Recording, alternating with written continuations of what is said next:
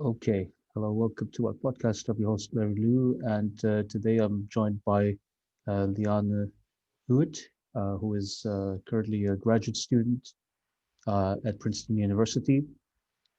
She's a historian of political economy and international order in Western Europe's long 20th century, from the Great Depression of the 1870s to the 1890s, through to the contemporary neoliberal movement. Her work examines how the European economy was conceived, defined, contested, organized, and governed.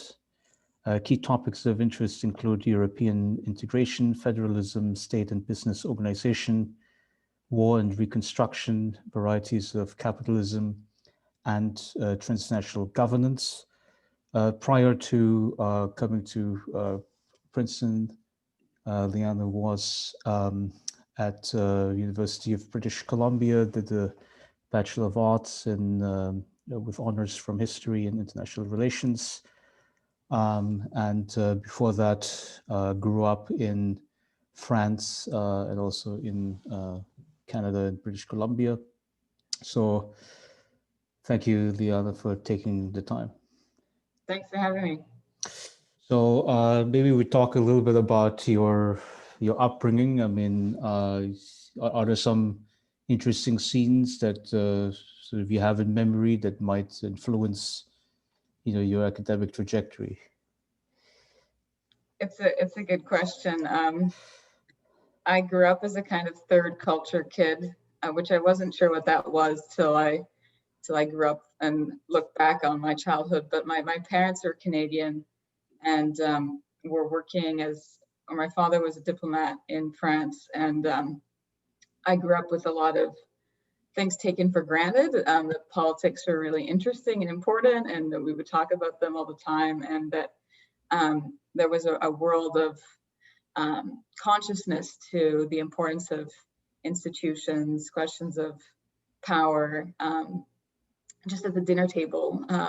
My parents both had higher degrees, and I think living in another country where I felt I belonged, but then moving to where my parents called home, but I didn't know as home, being Canada, made me aware of things like citizenship, that I was a citizen of a country I didn't really know, but wasn't a citizen of the country that I thought was my home. So I became, I think, more sensitized to some political questions that way.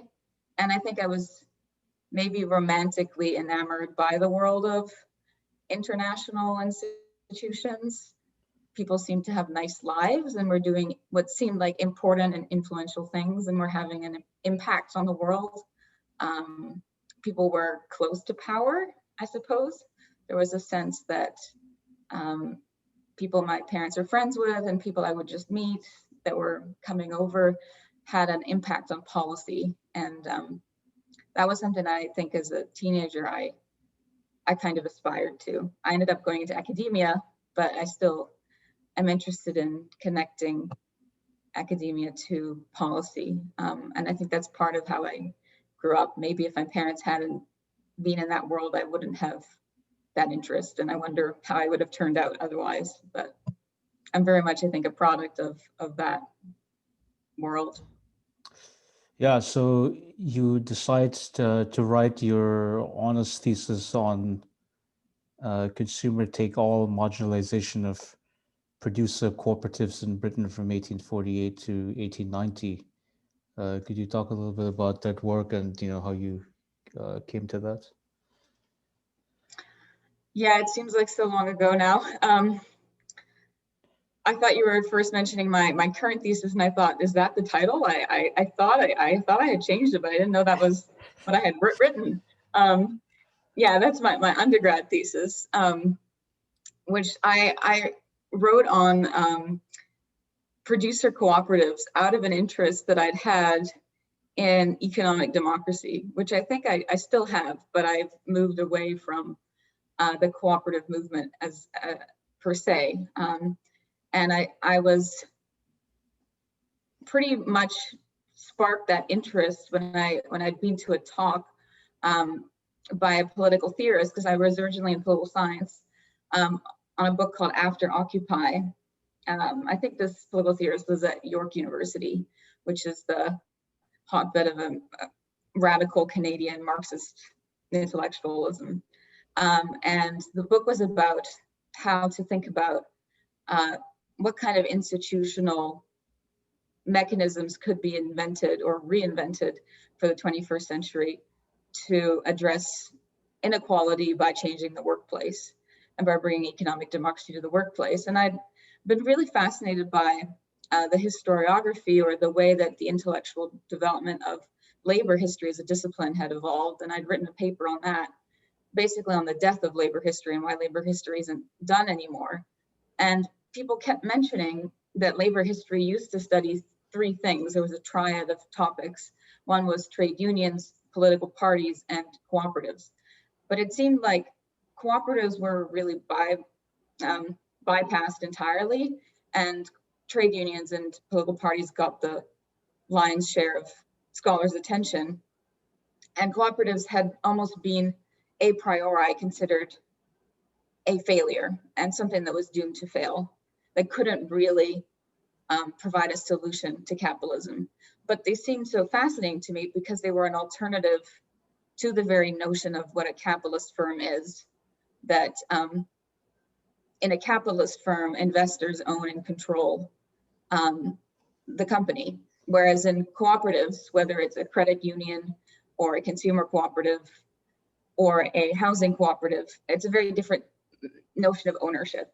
And producer cooperatives seemed the most radical if you're acquainted with the Marxist tradition of wanting to put labor having the fruit of its labor, claiming it itself. So I wanted to dig into that, partly for presentist interest.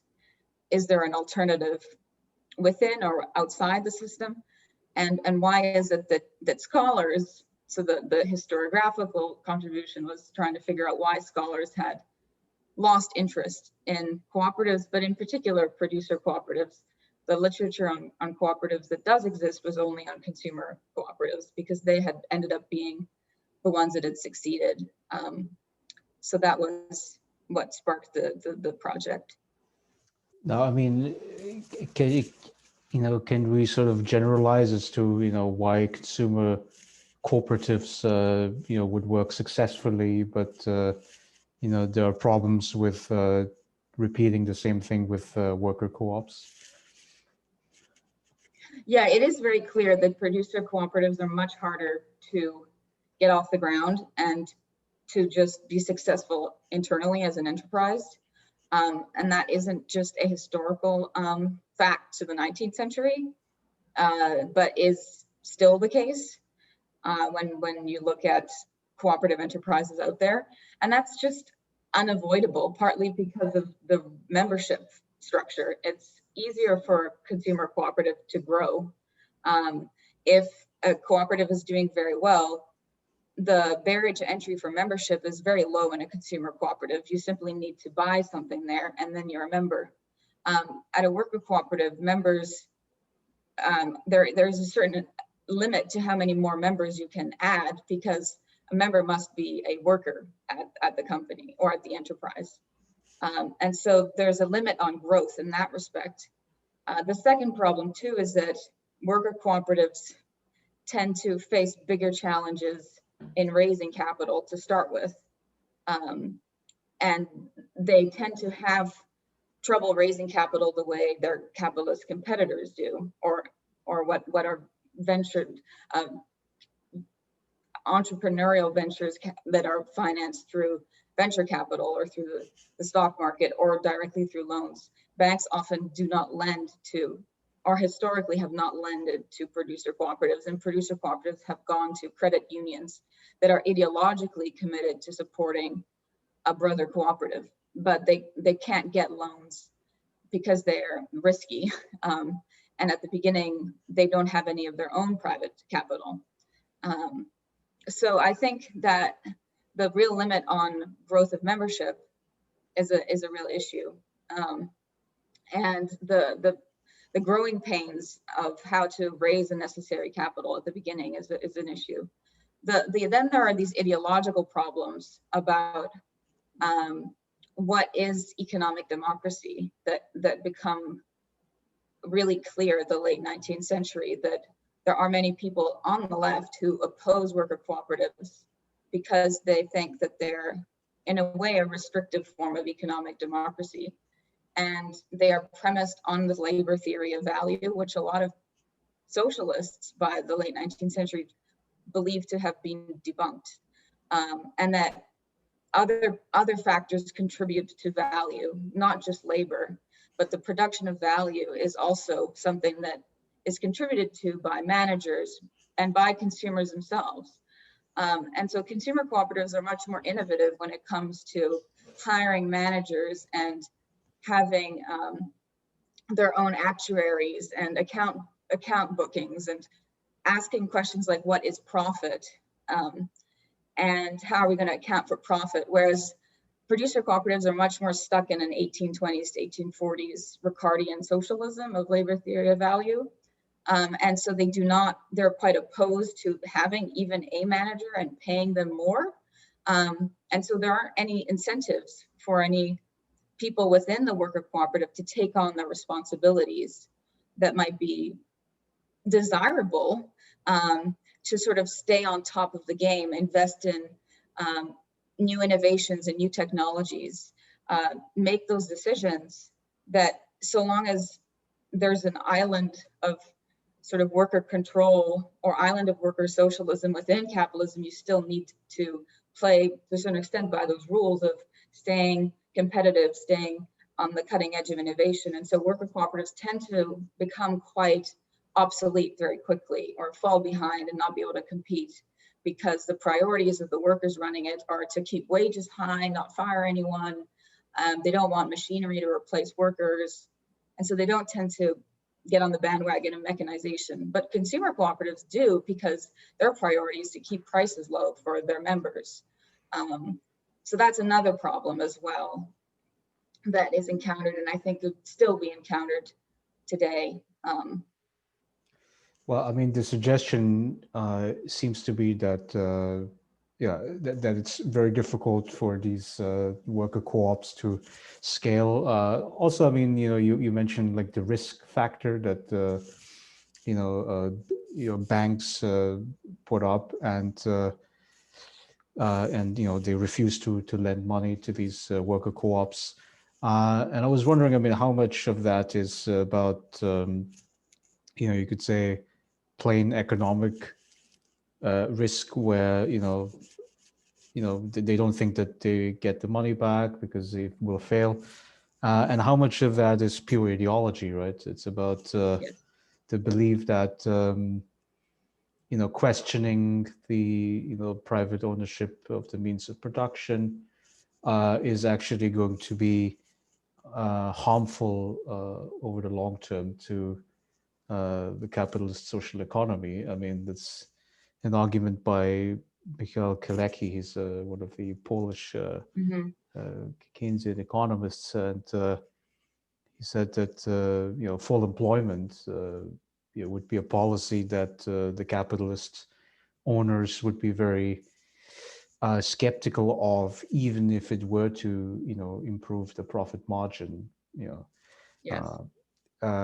Because of the ideological opposition. I mean, do you have some thoughts on that?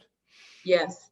Like he's saying that the employers lose the bargaining power, the leverage they have, the power of the sack, the threat of the sack, to sack workers. And I think this is absolutely crucial to why there is a failure of producer cooperatives in the late 19th century. They don't just fail because they're doomed to fail, because they're structurally facing bigger challenges entering markets than consumer cooperatives. I think that's obviously true. They face bigger challenges than consumer cooperatives, but they're not doomed to fail. There are these outliers that were very successful. And so we can't say that they're doomed to fail. They fail partly because there's clear ideological hostility to them, both internally within the movement itself, within the cooperative movement itself. And it's an institutionalized movement where all these different forms of cooperatives come together, and they're competing basically against each other for membership, for support. And so there's a kind of clash between different views there.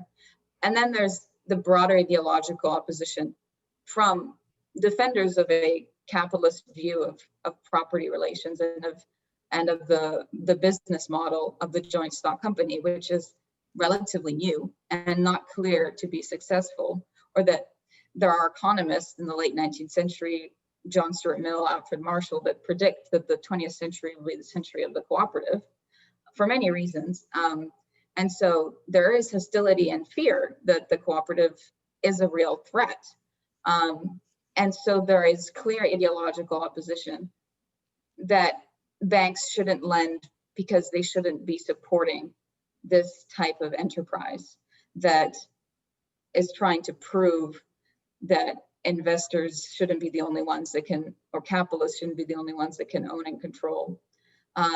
And you also see that, and it's openly stated, and you also see opposition, ideological opposition against other forms of cooperatives, including the consumer cooperatives. Even though they might be less of a threat, they're still a threat.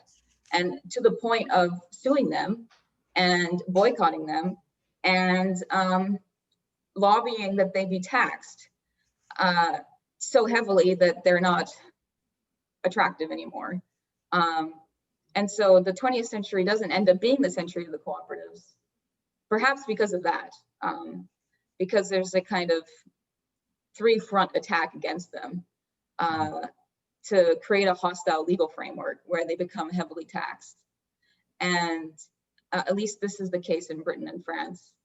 And then there's a large boycott movement of these consumer cooperatives and producer cooperatives.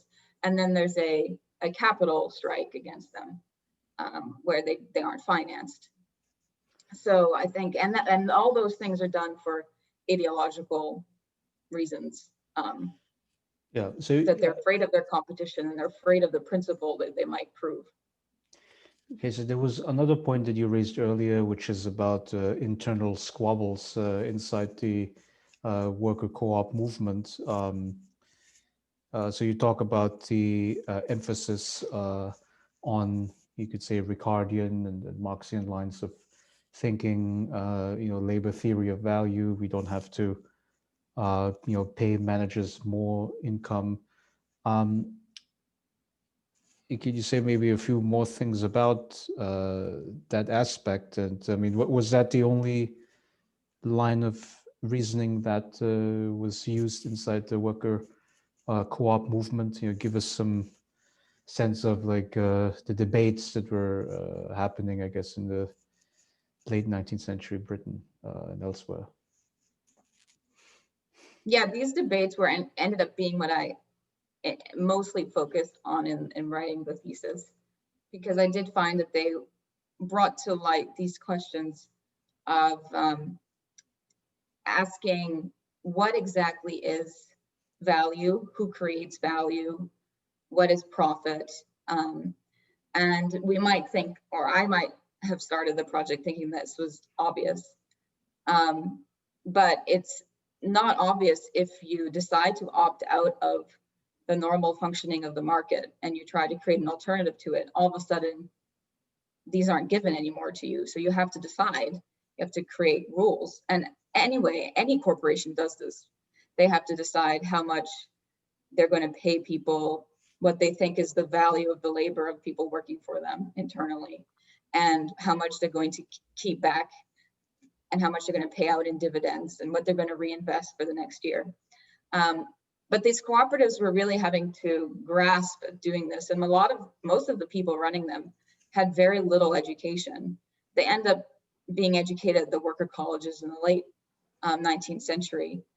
But the debate really reaches a head starting in the 1860s, and it really continues through its peak into the 1890s. By the turn of the century, it's essentially over, and it's clear that the consumer side won, so to speak. And the key questions do revolve around whether or not to still believe the labor theory of value. The labor theory of value was the premise of how the first cooperatives, which were Owenites communities that were founded before Marxist socialism really existed, and socialism would have been understood as more of a communitarian utopia, or what Marx called utopian socialism of the 1820s in Britain, in these Robert Owen communities. In France, it was understood more with Louis Blanc and Etienne Cabet and all these people, but they had to decide how would they redistribute the value created in whether it was a cooperative farm or a cooperative workshop. And in Britain, there was this concept of the bonus to labor. And the majority would be paid out in this bonus to labor. They knew you should give out a dividend to consumers because you needed to create a consumer base. But they didn't really, there was no kind of implicit concept that consumers were creating value, that there was kind of an interaction of supply and demand whereby demand creates value. That concept, though, begins to percolate into the cooperative movement in the 1870s and 80s. And it's very interesting to me, and this is something I wanted to sort of think through in the epilogue of the project, that the intellectual shifts over what creates value, whether it's the bonus to labor or if there's a contribution by consumers and perhaps the manager, the entrepreneur, the concept of the entrepreneur, all those things are being discussed by economists as well with the marginalist revolution, which happens at the same time. And the leaders of marginalist thought attend the Cooperative Congress's meetings. And they are really interested in the cooperative movement, and they give the opening addresses for several years. So you have Alfred Marshall who's attending. In France, the leaders of the cooperative movement, also very prominent economists, including Charles Gide, who's at the forefront of a kind of consumer-centered marginalist thinking that, and he himself says consumers create value. And it's very interesting to me that these shifts are happening at the same time. And it's not just that they map onto each other, the people themselves who are making these claims are circulating. And that is also the case in the Swiss movement, where there's Léon Walras, who's considered a champion, one of the main people who is at the forefront of marginalism, and he himself is also very interested in the cooperative movement. And they openly, when they attend these congresses, condemn and deride the whole concept of worker cooperatives. They say that they're doomed to fail, they're useless, partly because they're founded on mistaken economic views. The people that don't quite map onto this are people like the Webbs, Sydney and Beatrice Webb, who are likely the most influential labor historians in Britain of the cooperative movement, as of everything else. They are founders of the discipline. And their view is that consumer cooperatives are the only form of cooperative that can function. And they're very, they have high praise of the movement. And their vision of a socialist commonwealth includes 3 pillars of institutions that will build the future socialist commonwealth, one of which is local government, the other are trade unions, and the third are consumer cooperatives. And there's no mention of any other form of cooperative. And they attend all the congresses as well, are very important members. And they aren't marginalists of any kind. They clearly don't believe in marginalist economics, but they have the same conclusion, that they arrive at the same conclusion that the labor theory of value doesn't make sense. And the few people that remain on the producer side, they end up basically contending that the consumer cooperators are just a new form of capitalist, that they replace the individual capitalist with an army of consumers, which is their phrase, that we've deposed the individual capitalist owner, but now we just work for the hydra-headed capitalist of consumers. And so they actually form their own unions, trade unions, within consumer cooperative workshops, because consumer cooperatives like to produce their own goods to make them cheaper. So they have their own shoe factories and their own soap manufacturers. And So they the become workers in those producers companies, themselves. they are also producing, exactly, but they don't treat their workers like a producer cooperative would. They just pay them wages. They haven't superseded wage labor. And the workers in those factories, they form unions and they strike. So from the outside, if you're a laborer, it doesn't look too different. The consumer is getting a better deal. It's clear that the prices were about 20% lower.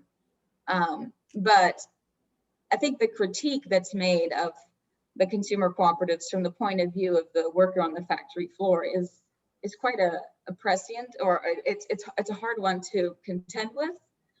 That for them, nothing has significantly changed. The only thing that they're being offered is to join as a consumer the cooperative that they're working for, and that's the only thing that they can get as a benefit they wouldn't get if they were working at a regular workshop. But to them, it doesn't cut it. This is not. It's the critique that Rosa Luxemburg and Marxist socialists make in Germany of this development in Britain is that the movement essentially went from being, or from a vision of an alternative to capitalism that would supersede wage labor, to being simply a variety within the capitalist system that might give a slightly better deal to certain groups of people. Right, but I But mean, it certainly wouldn't replace it.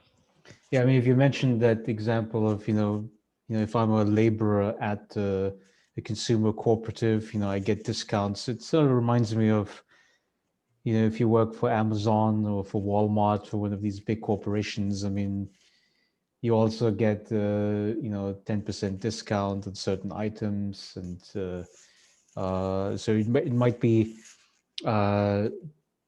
just the same thing as a regular capitalist thing. So I think one thing should be clarified to our audience, which is this concept of marginalism, right? Marginalist economic theory. Sure. You may want to say just a few things about it for our non-experts in economic historical thought.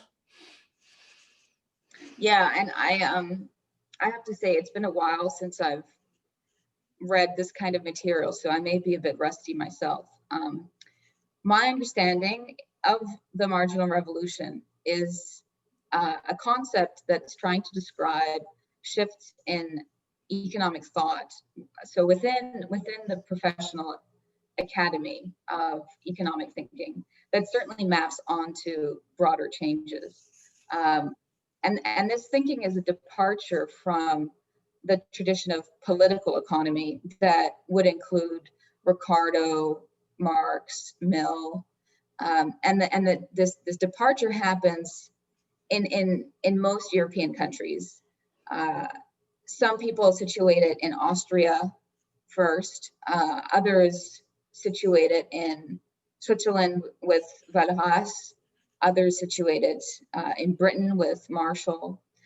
But all these representatives, or the first sort of representatives of the marginalist school, are people that are introducing a few new ways of doing what had been called political economy, but then becomes called as economics or economic science.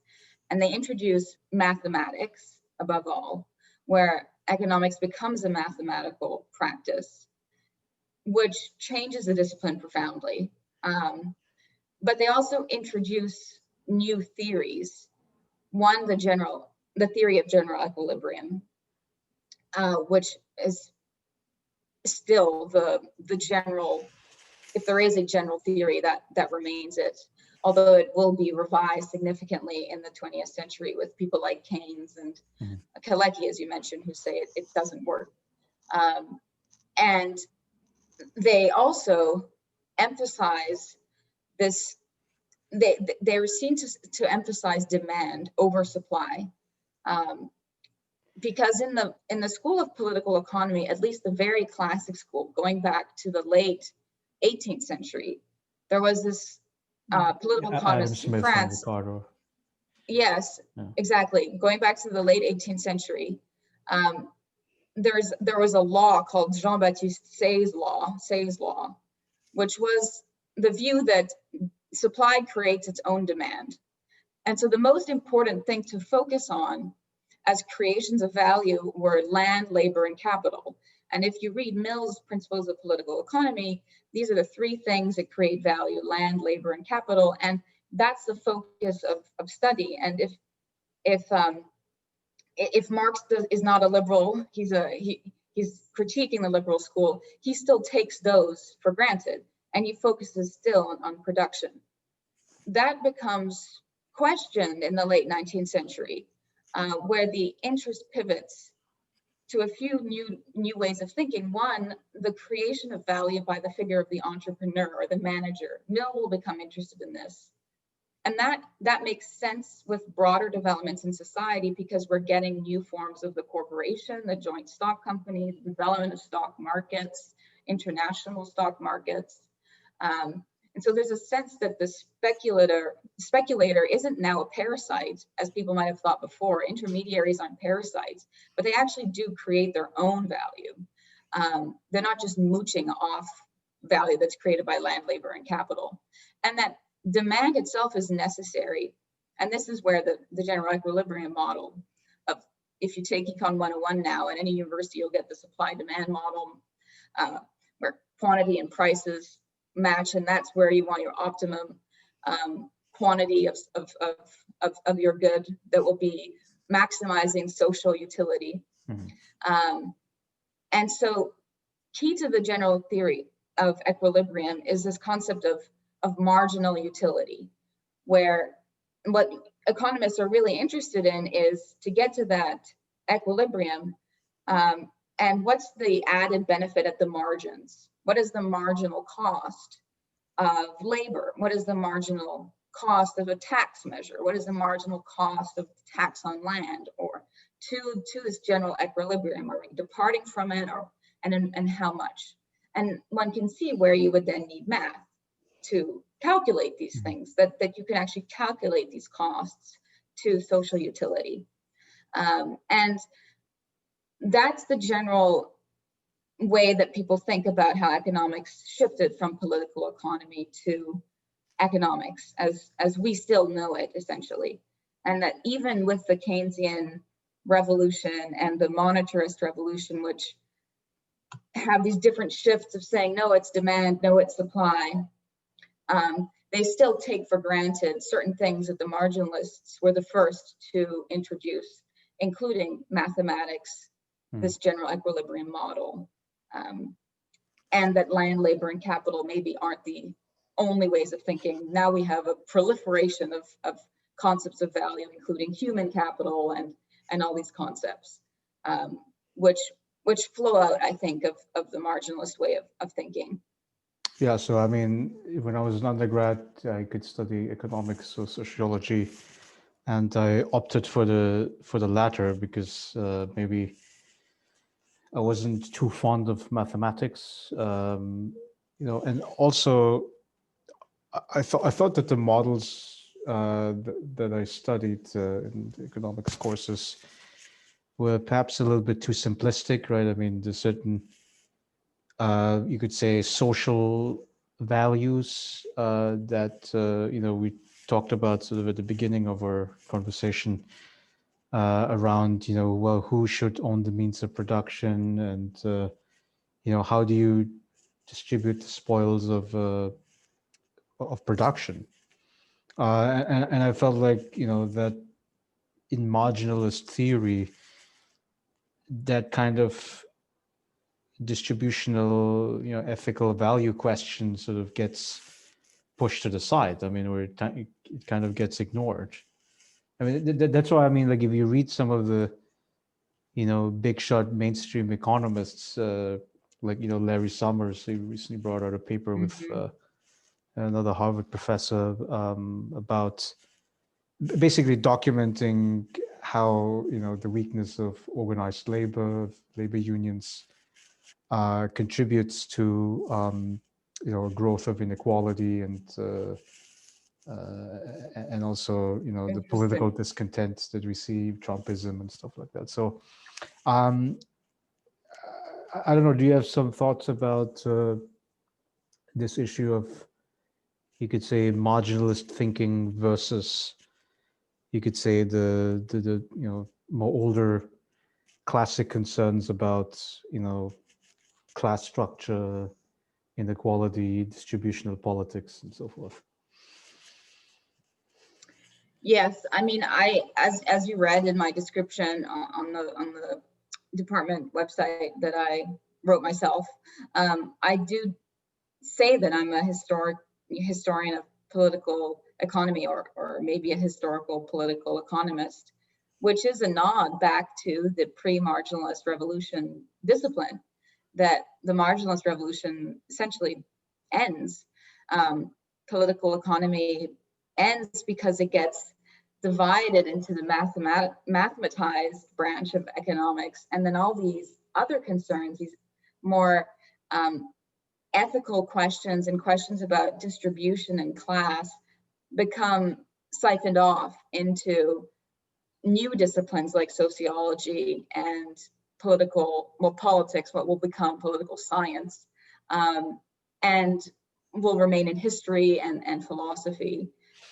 But Marx and Ricardo and Mill himself could be read in political science classes, could be assigned in history classes and philosophy classes, and in some economics classes if you're lucky. They straddled all those disciplines.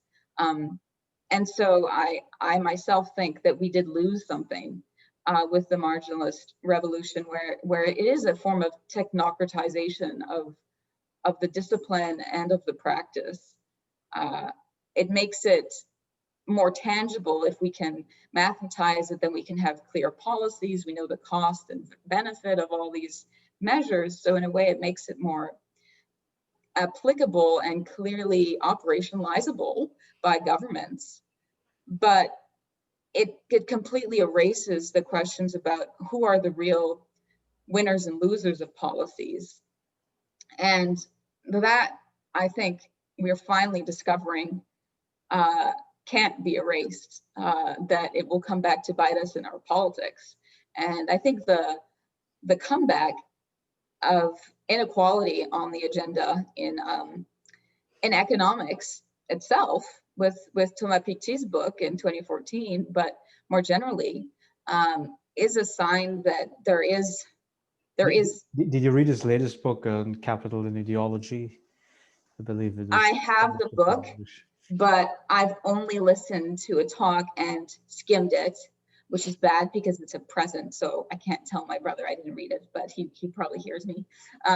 But I think he's a great example of someone who is very much trying to bring back some of the questions of distribution, inequality, and even class. His latest book talks about, I think, from what I understand, not just class, but also different groups that could be understood in a way that classical political economy might not define them, using the class of intellectual, which wouldn't have been a class on its own in classical political economy, which would have only recognized landowners, labor, and capitalists. So I do think it's something that can't be forgotten, and that's why I went into history, so I could try to see if I could do political economy instead of trying economics, seeing that it was too mathematical for me. Trying political science, seeing that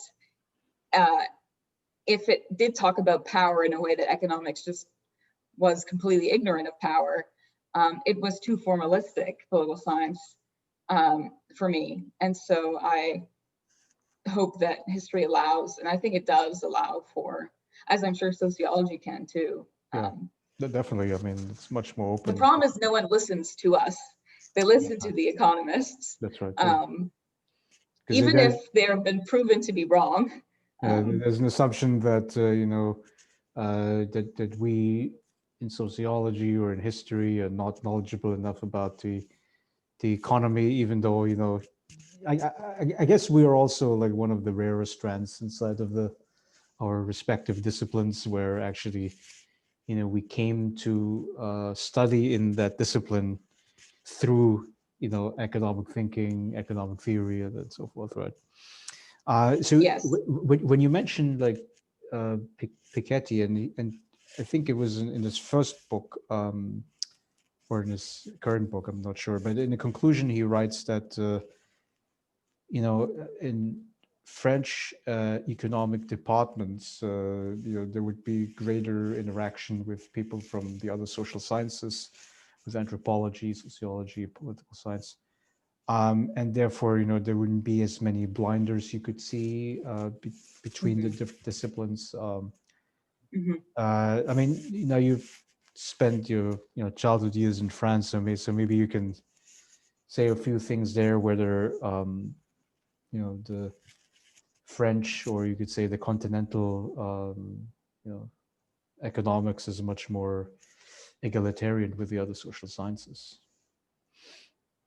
Yeah, I think there are a few. I mean, I don't claim to speak with much authority here, because I don't have that much insider experience to the way that economics is taught in French or other European universities. But there are a few interesting things that do, I think, point to economics not having the kind of solo authoritative status it does here in the US or likewise in Canada. And the the lack of dialogue between economists and other social scientific or even humanities humanity disciplines. And I think Germany is a good example in this case, where economists are not really the most prestigious discipline when it comes to even forming some economic policy, at least in the 20th century. And you see this still in the way they run their competition policy, which I'm interested in when it comes to cartels, or the way they engage with the European Union. Lawyers have been traditionally much more powerful in the way that both Germany conceives of economic regulation and just in prestige. And I would say that in France, that is also similar, that economists don't command that kind of prestige. It's definitely a prestigious position, but I think arguably, unless things have radically changed, being a philosopher is extremely prestigious in France still. And it would definitely not be the case in the US, where you would have talk shows and the front page of really important newspapers article written by a philosopher who's saying what they think about the pandemic and how to think about the pandemic changing the world order. But in France, you see philosophers writing, and so I think there's that dynamic where there's simply less prestige, and so it doesn't encourage economists to simply go out on their own and say what they want without thinking about engaging in other disciplinary ways, modes of thought. And it's clear as well that economics does still get taught in ways that engage just practically with other disciplines. And I think this is apparent in my sort of subfield of economic history. Economic history in Europe is much more alive than it is in the US, and that means both in economics departments and in its own departments, and then within history departments. And I think if you have economics as a discipline that has an economic history subfield, that's a good sign about economics engaging in other ways of doing economics and of thinking about the economy than just this highly mathematized way of thinking, because economic history tends to have less math. And in the US, economic history within economics is very hard to find. You could be in many departments where there is just no economic history taught in economics departments, and you'd have to go many decades back for those classes to have been taught. So I think that's another difference in Europe. Yeah, so that's fascinating. look at the power dynamics of disciplines. So I wanted to actually go back to this debate about worker co-ops, and so I was thinking about the German theorist Robert Michels. He had this iron law of oligarchy concept. Yeah, And basically what he's talking about is the trade-off that exists between democracy and efficiency, right? So you can have, a highly effective organization which makes rapid decisions, right, which would be very centralized. As the German SPD, the Social Democratic Party, was his case study. Turned out to be. Um, and of course, if you're effective, then you can be elected to government, and also you can be, in the economic realm, you could be leading a company, a corporation that could build up very quickly. I'm thinking of like Amazon as a contemporary case study. Um, but then it cannot be democratic, right? And so the whole point of being a worker co-op, and I think that's what your point about the ideological debates inside of the worker co-ops is all about, is can we insist on maintaining democratic structures from beginning to the end, but then coming at the cost of efficiency, which means we cannot scale, which means we cannot become you could say, dominant form of inside the social economy. So do you have some thoughts on that trade-off? Yes, I think that is I didn't think about bringing Mikhail's iron law into the picture, but I think it's very helpful to think of it that way, because there is definitely a trade-off, that worker cooperatives give a bigger priority to what you might call deeper or greater democratization of the workplace than consumer cooperatives. And because of that, they just tend to be smaller, and they tend to have to sacrifice what looks like sometimes market efficiency in certain decision making, like if there's a recession, firing workers to cut back costs, and keeping them on because the workers themselves vote the managers, if there are managers, or they vote down adopting certain mechanization or new technologies that might replace labor.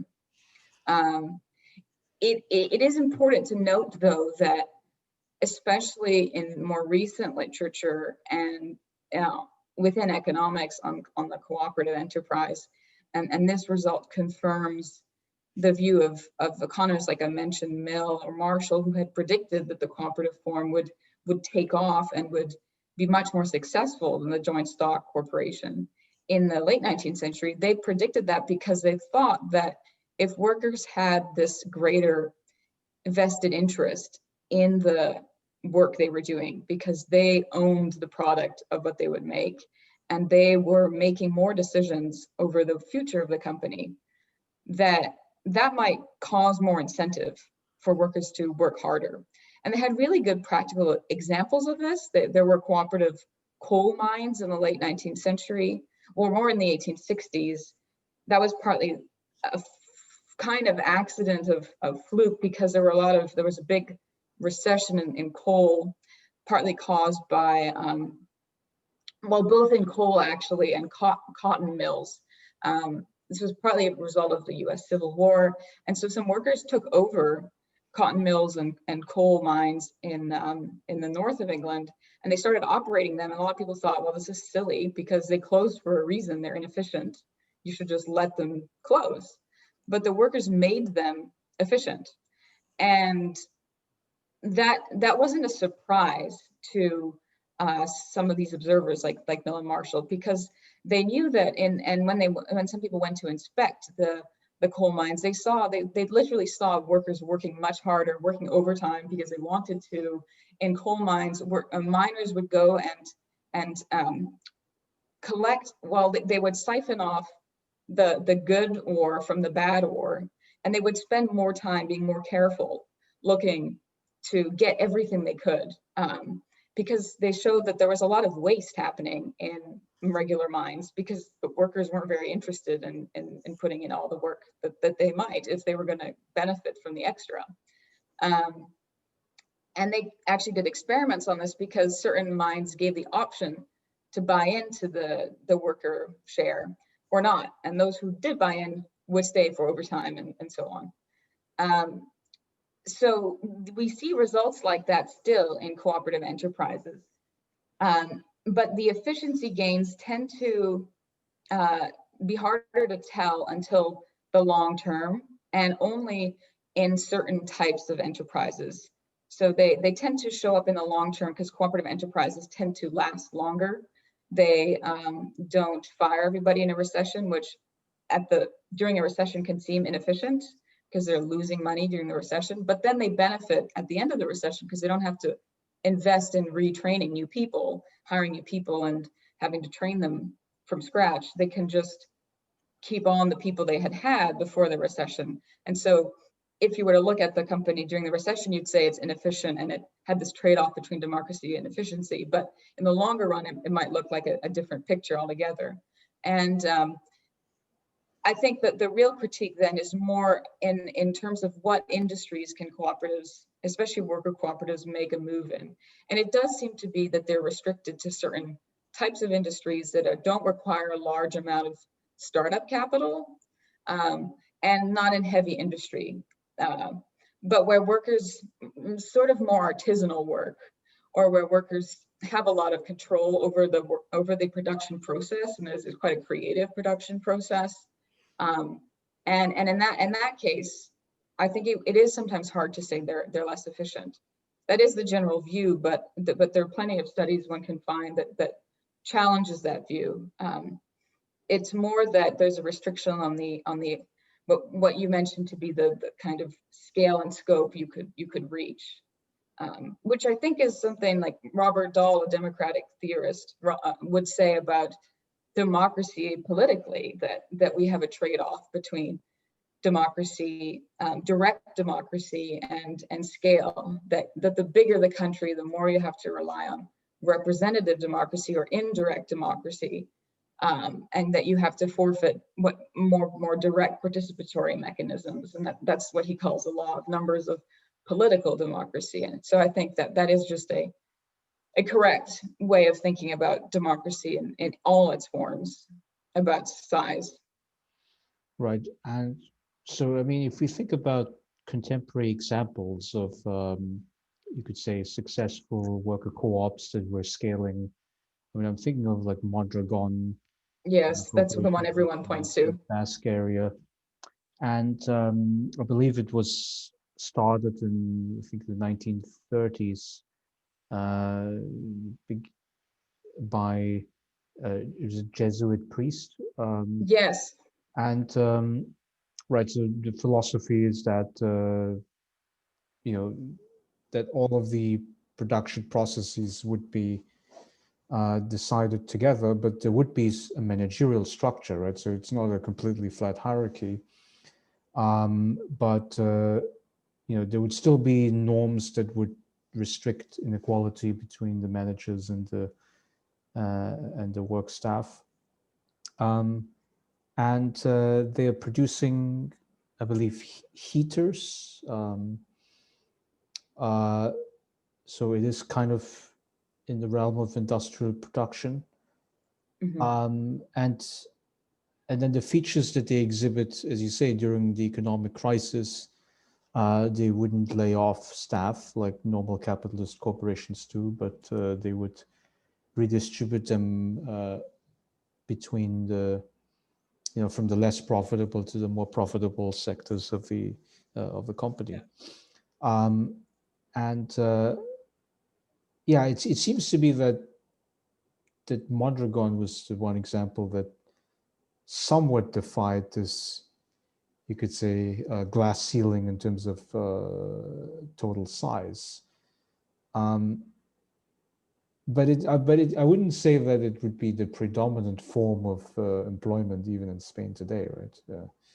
Because it's still, confined to the Basque area, and it doesn't, cover all industrial sectors.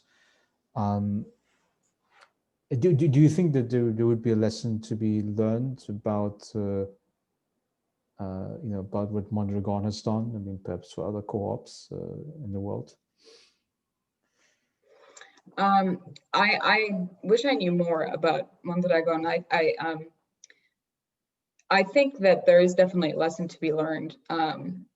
And the lesson to be learned is about the possibilities we do have, and that actually Mondragon is just one of several larger semi-industrial. It's not heavy industry, but it's definitely industrial production on a kind of mass production level.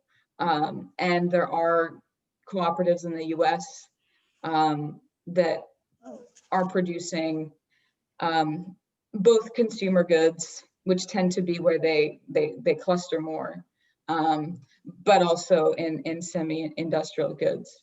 And I think there are certain features of Mondragon that you mentioned that are unique, not entirely unique in terms of the history of the cooperative movement in the late 19th century or early 19th century, which is this kind of Christian socialist, certainly in Britain and in France, Christian socialist origins, which I think is worth mentioning because they could draw on the capital of that to tap into certain networks, which were important to gather capital, people that were already on their side, basically, that were committed to cooperatives because they were a way of creating a third way, a middle ground between Bolshevism and liberal capitalism.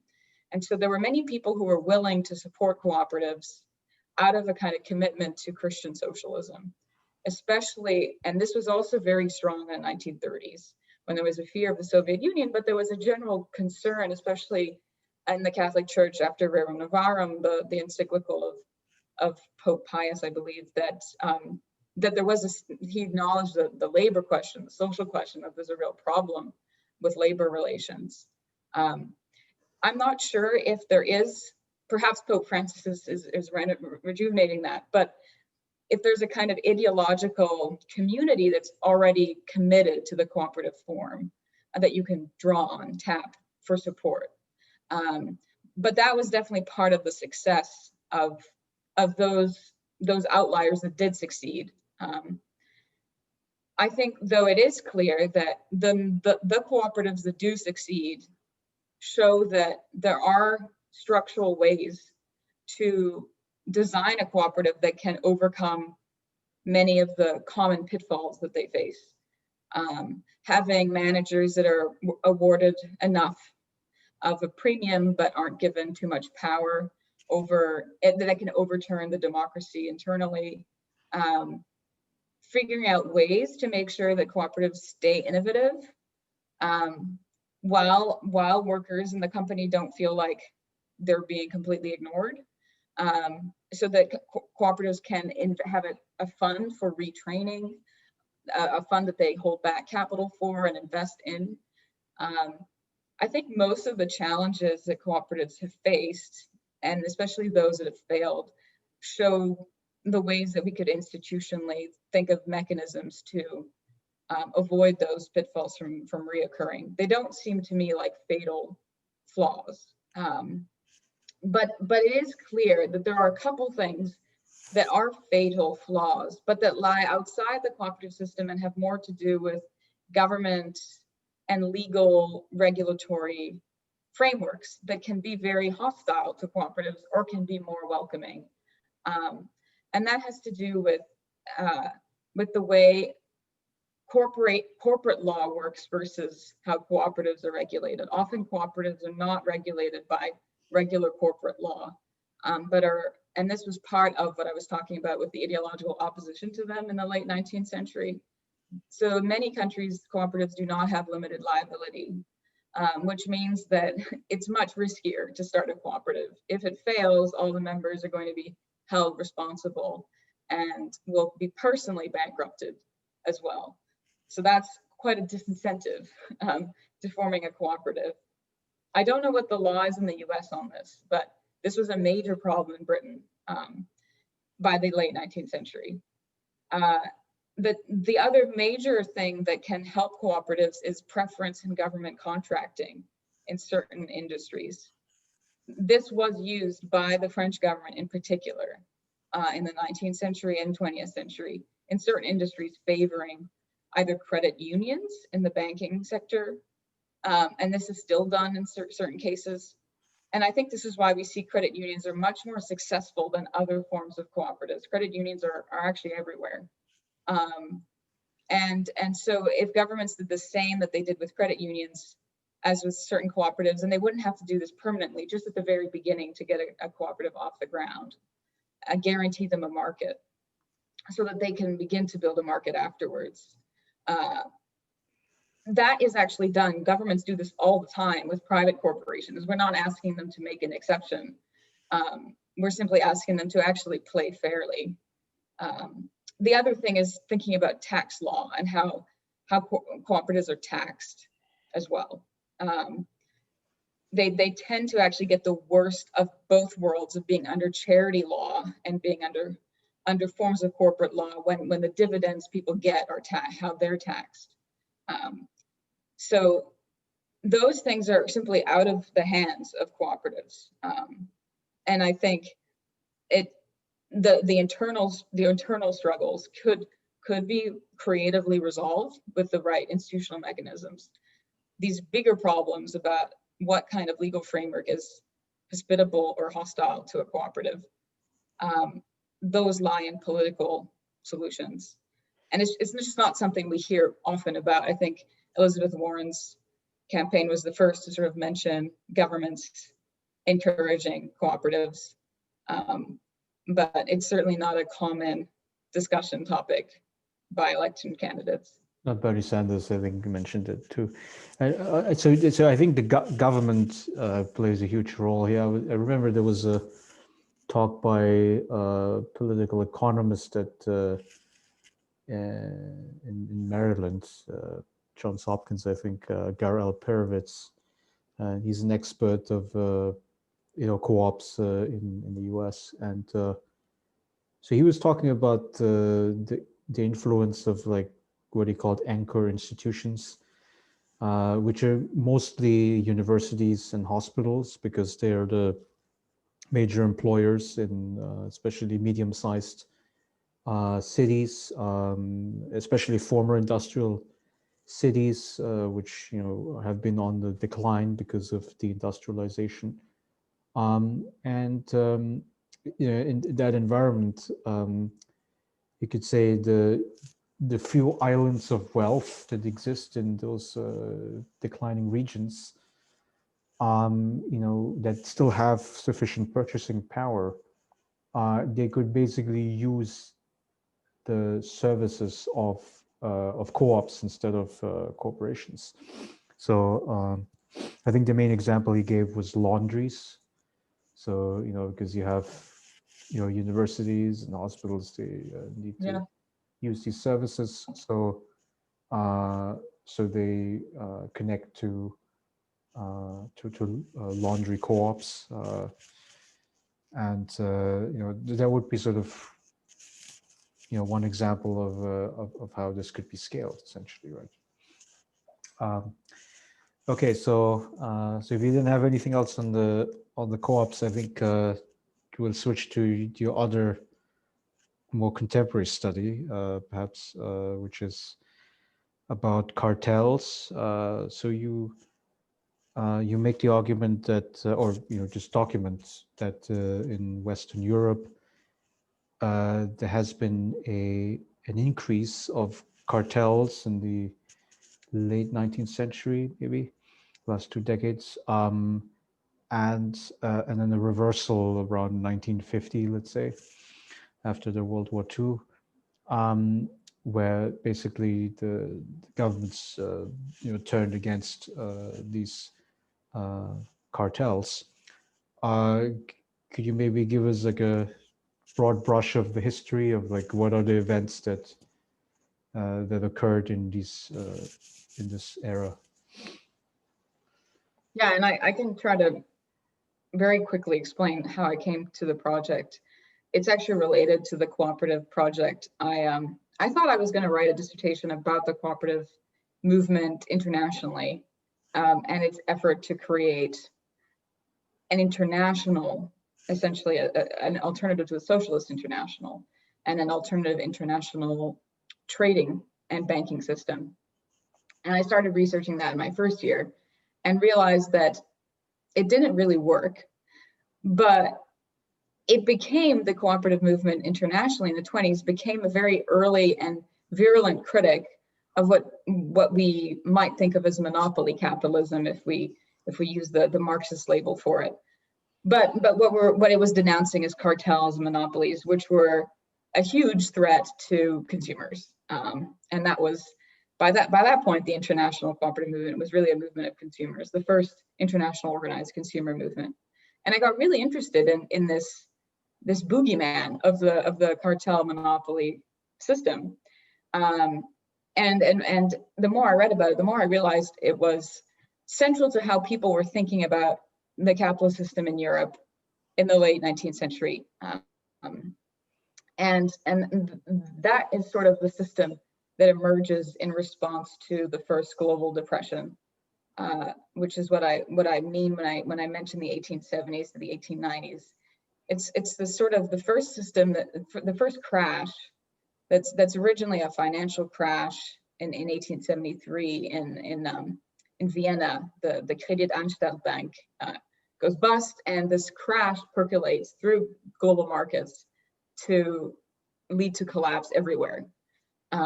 And that woke people up to the fact that there is a global system, a global financial system, but global markets. That by that point, everyone had gotten so integrated, commodity markets, labor markets, financial markets, because of the increase in new technologies that allowed this mobility, that allowed for the kind of financial technologies and the new trade, the massive boom in trade in the 50s and 60s. But all that came to a crashing halt. And it triggered a kind of questioning about why was there such a massive crash, and how do we respond to it?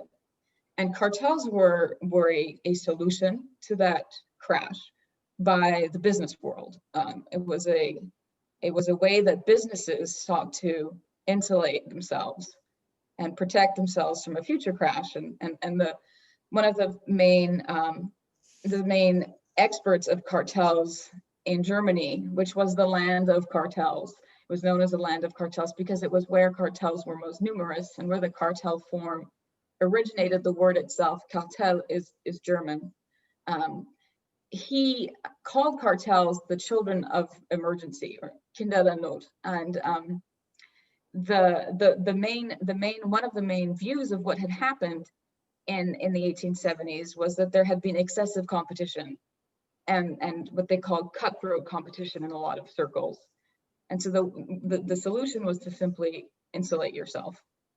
And this system sort of is allowed to grow and grow and grow through to the First World War. The war is a bit of a shock that allows for more government leadership in a world where business is bigger and bigger, gets bigger and bigger, and business gets more and more cooperative with each other. There's less and less faith in competition and more faith in combination cooperation. The war just actually increases that trend. After the war, there's a belief that competition and free markets don't really work because there's massive overproduction, underconsumption. And so cartels are simply, again, a solution to a kind of form of dislocation in markets. That cartels can be a form of planning that is done privately without governments leading. So it's both a response to real problems of overproduction, prices fluctuating, the business cycles being so unstable, but it's also an ideological solution to the fact that many people in the business world and economists governments are increasingly admitting that the kind of laissez-faire of the pre-World War I period is impossible to return to. Keynes writes his famous article, The End of Laissez-faire, in 1924, I think. But the business world is adamant that it's enough to simply have businesses plan production by agreeing with themselves, by forming agreements and in business federations and combinations. And so a lot of scholars have thought about the interwar period, business historians, as the kind of golden age of the cartel.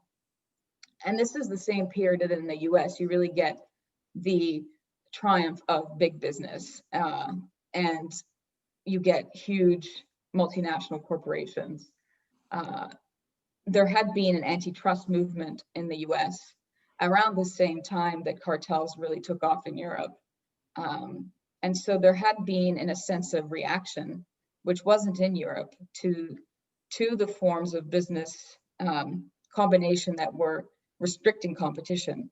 But in practice, the effect of that antitrust legislation in 1890 was to simply encourage businesses to fuse and merge all together. Instead of agreeing with themselves and forming agreements between firms, businesses just combined all together and got bigger and bigger and bigger. So there were fewer and fewer players and bigger players. And this system is allowed to continue into the Second World War. A lot of observers believed that this kind of cartel system was what led to the Nazi regime. The Nazi regime is seen as the pinnacle of the cartel system of that had its home in Germany, but had spread to many other countries.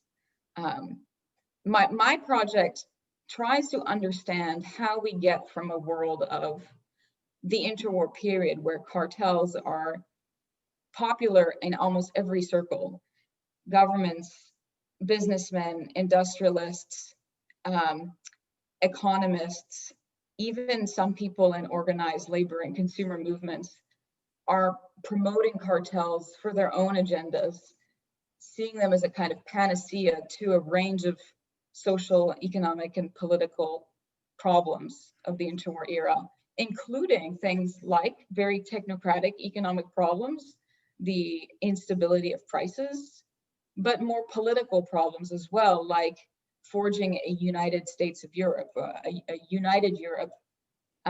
They thought that cartels were the key to economic peace, maintaining free trade, maintaining a united continent. And so governments actually, rather than making cartels illegal, they almost make them mandatory in many industries once the Great Depression hits in the 30s. If we fast forward to the 1950s, you say cartel to someone and they think crime, cartels are bad, which is a response I get when I talk to people now about my project. I tell them I work on cartels and they think, oh, like Narcos on Netflix, you mean like Colombian drug lords. That's not what I work on, but I'm interested in understanding how is it that we get to the concept of cartels as a bad thing, as a criminal activity, as a criminal business organization. Because if you were talking to people in the 20s, they wouldn't have thought that at all. And I also am trying to explain a bigger reversal, which is a reversal that I think we're very aware of right now, that has to do with big tech. Amazon and Facebook and Google and Apple are seen as this potentially a big threat to not just competition and free markets, but are also seen as potentially a threat to democracy. And in the US, a lot of people are people that are inside the antitrust circle of concerned policymakers, journalists, politicians, economists, a lot of those people in antitrust in the US look to the EU, look to the European Union for leadership on taking stronger action against the big four of the tech world. That is also strange. As a historian, I find that interesting because if I were to go back 100 years to the early 20th century, people in Europe looked to the US as the world's leading trust buster. There was no trust busting in Europe. So how did we get to this place where cartels are bad, are seen as criminal organizations, and where European countries lead the way in antitrust regulation? Those things are recent, I argue, are things that need to be explained. And perhaps if we explain them, understand how these things came to be, we might be better equipped to face the challenges that a return to more monopoly style capitalism today presents. And my hypothesis about what really is at the heart of this reversal, what triggers the change in popular ideological perceptions of cartels and big business, and what triggers the institutional legal change in how governments regulate cartels and how they perceive them. The big reversal moment, or the watershed moment, is the Second World War itself, and is the common perception of particularly the left, so the resistance movements in France, but not just the left, because the resistance movements to Nazism in Germany would be both the left and a kind of early neoliberal movement, and then the left in Britain and a kind of centrist opposition. So both liberal and left opposition to the new threat of fascism, and a view that big business had an unholy alliance with fascism, and that cartels in particular could lead to fascism. So instead of being the path to peace and a united Europe and a way to stabilize capitalism, all of a sudden people were staring in the face a reality that was exactly the reverse. The cartels were being used by the Nazis in their economic warfare policies to further their policy of plunder, spoliation, slave labor. And there were fascinating cases brought to light, especially by the US Antitrust Division, that cartels that were international, to which German firms were members, but also British, French, and American firms were members, continued to operate through the war and were threatening to the very war effort being waged by the Allies, because these cartels were restricting production of essential war material by the US and by Britain in the favor of the Germans. And somehow these cartels were allowed to continue operating through the war. And these became very, very highly public scandals, published in every newspaper, caused the British Parliament to be held up for weeks with demands for investigation into cartels. The French resistance itself had a whole kind of discourse of antitrust language, that one of the key ways of liberating the country and preventing a second fall into an occupation by a foreign power and the collapse of democracy would be to eradicate trusts from their economy. So that's my theory so far. I have yet to finish the dissertation, but trying to explain that reversal and thinking that the Second World War is this pivot point. Well, it's very interesting that you make this link between cartels and fascism. I mean, I was thinking about the Barrington Moore thesis. So he was like a historical sociologist who wrote this book in the 1960s on the social origins of dictatorship and democracy. And so in his analysis of the causes of fascism in Japan and Germany was you could say, the power of the landlords. So the Germans, I think, in Prussia, they had the class called the Junkers, right, which are basically like old landlords. And then I think the daimyos in Japan.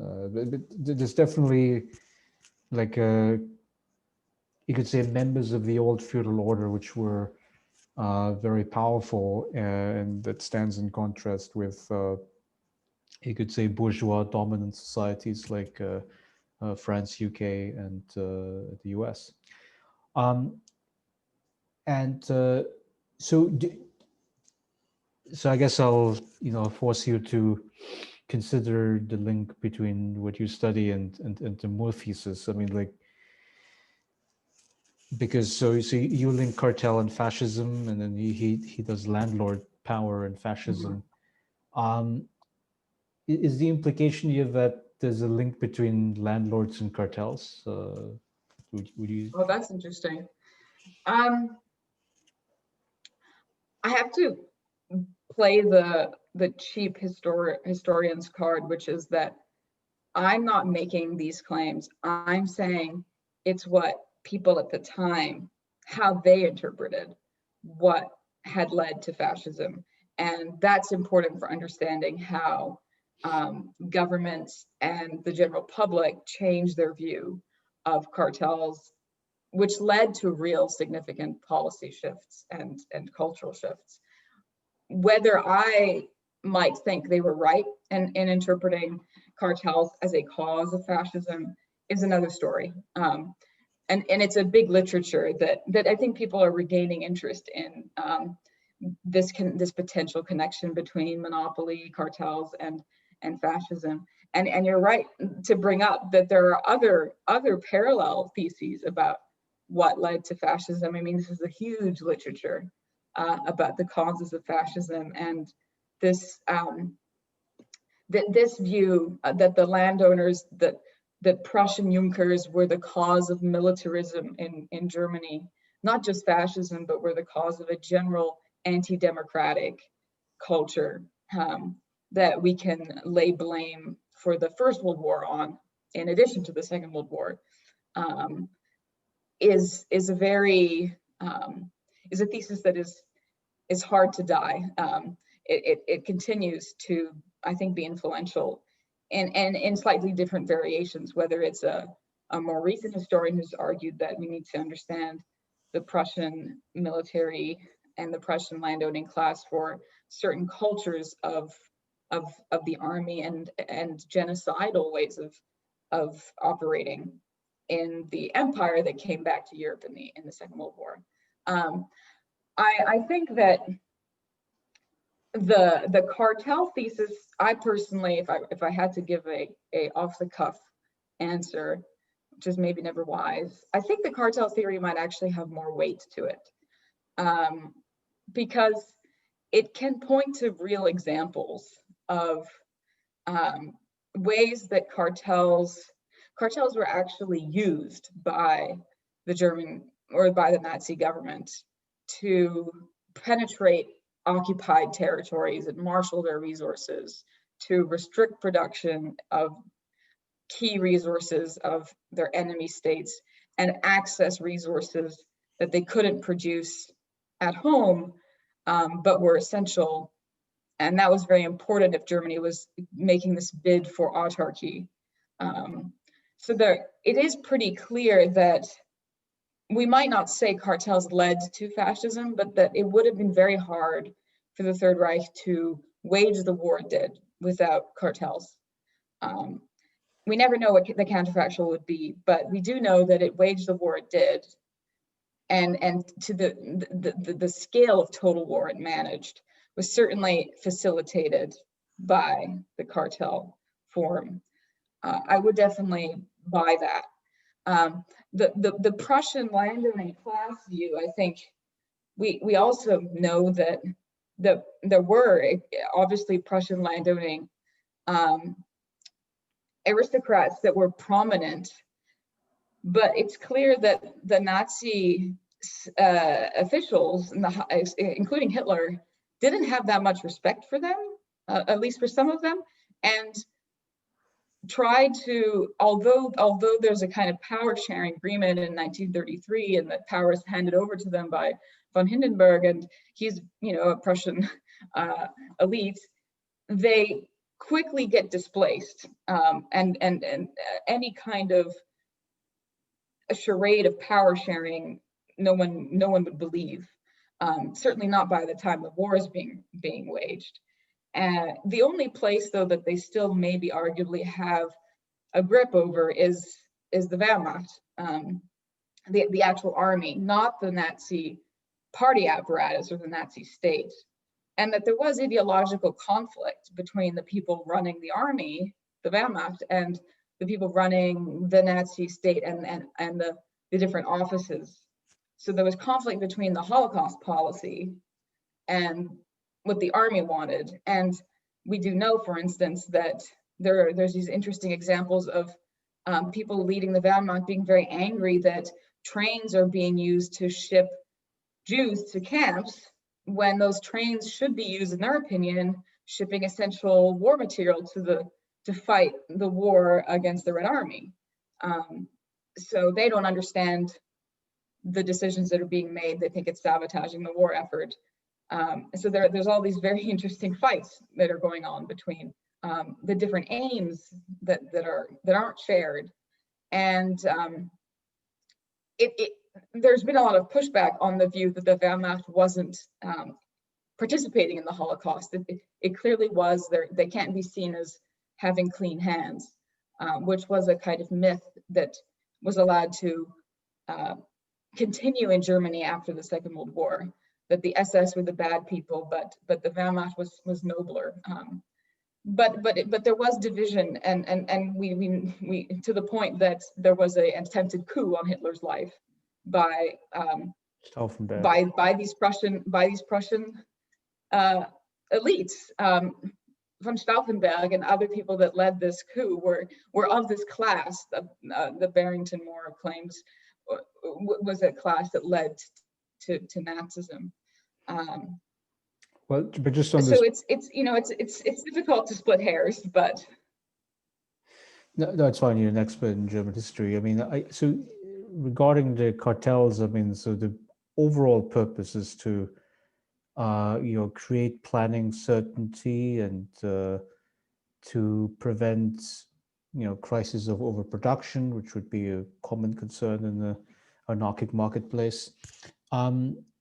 But I mean, to stick with that German history example, I mean, the ultimate overproduction problem, I mean, you could say, was the Great Depression, right? I mean, the fact that yes. you can't export your way out of the crisis. You have the massive debts from the Treaty of Versailles, and it seems to be that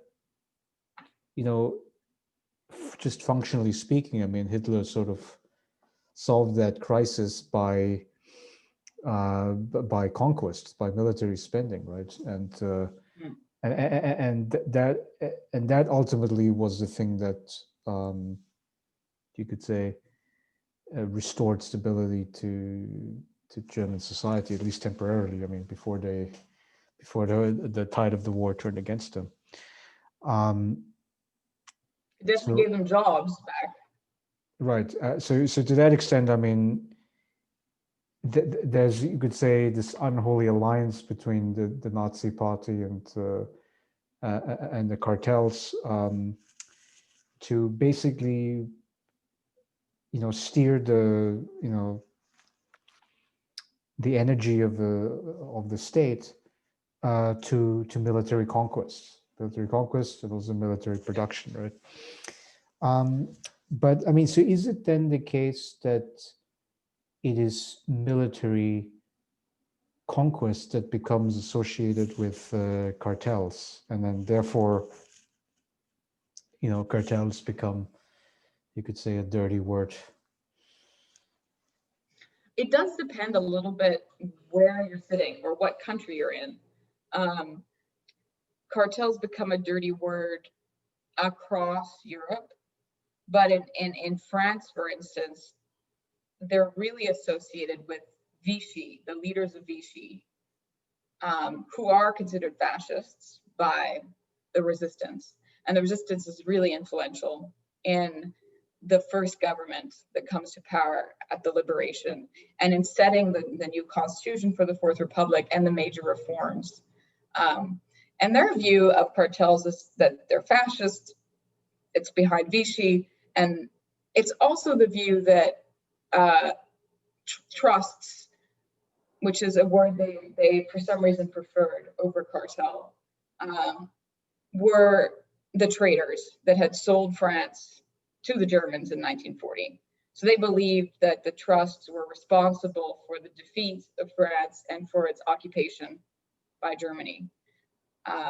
So yes, in a way, it was linked with conquest, but it was linked more with collaboration, the sell-off of France, the betrayal of the country.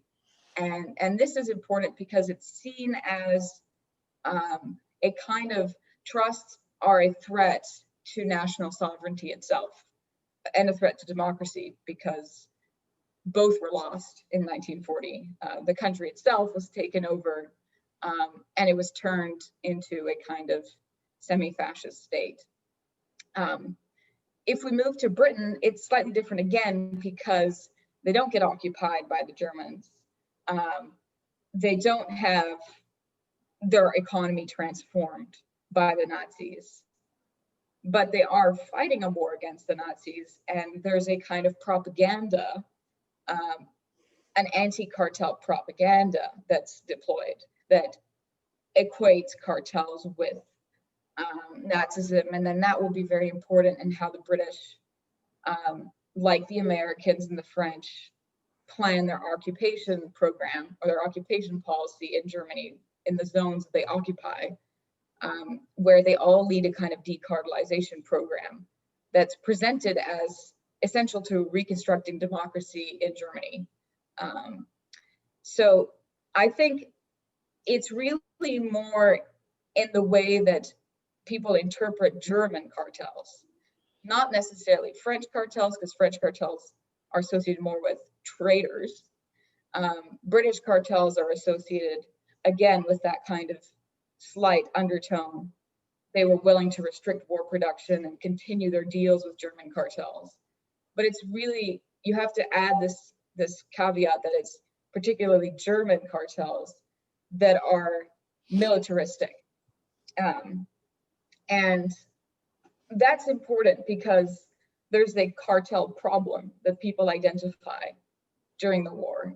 But then there's a German cartel problem that's a sort of cartel problem on steroids, which is worse. And the solutions to the cartel problem that are developed in Europe with the help of the Americans and the influence of Americans, there are a variety of cartel solutions that are implemented, but there are particular solutions that are developed for the German cartel problem. And this is an important origin of the European Union, trying to get the industrial heartland of Germany, which is seen as the heartland of the cartel, where this coal and steel industry, the highly advanced chemical industry that produced the Zyklon B gas that was used to gas all these Jews and other victims of the Nazi genocidal policies. All these companies were really concentrated in this one area of Germany along the Rhine and the border with France. That area is seen as kind of the taproot of both German cartelism and German militarism.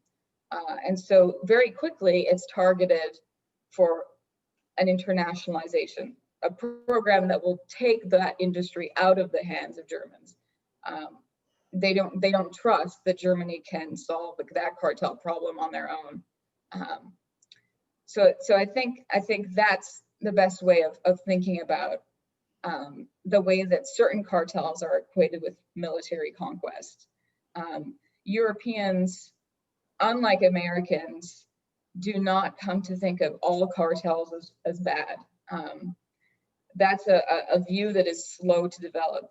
Even with the shock of the Second World War, they come to think of certain cartels as bad, others as okay.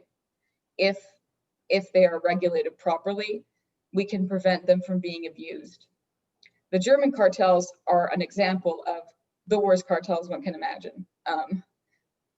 But we can do certain things, design certain policies and new institutions, above all, the welfare state, I argue, and democratic economic planning, and the European project to prevent cartels from being abusive. And that's how Europe goes about solving this problem. So maybe you have to lay out for listeners here the link between building up the welfare state, which I guess is, raising more taxes on the wealthy, progressive income taxes and stuff like that. I mean, how is it linked with cartels? Yeah, this is something I'm trying to figure out what I think exactly. But it seems very interesting to me that both in all the three countries that are my case studies, so Britain, France, and West Germany, fundamental policies that shape what becomes their distinctive model of the welfare state so are tied to a rejection of private monopoly power. So not just cartels, but any form of private monopoly power. And the key there is private monopoly. Public monopoly is not bad in most cases. And that the rejection of private monopoly power is seen as a precondition for many other policies. Scholars and historians, but not just historians, have traditionally seen as cornerstones of the welfare state. In Britain, among which would be full employment policies. So when I say welfare state, I really mean a traditional, almost varieties of capitalism school, a view of the Keynesian social democratic welfare state, which looks more at how the labor market or markets themselves are structured, rather than what social policies, what handouts are people getting, what social insurance policies are there. But instead, how is the government, what kind of relations are there between governments and the marketplace? And so the fundamental policy in all these countries is a commitment to full employment. In France, there's a particularly strong commitment to what people call indicative planning, where the government has, through nationalization of credit and nationalization of other important, what they call basic industries, governments do have a role in planning. It's not centralized planning, but it's allocating investment to certain sectors, not through direct government production.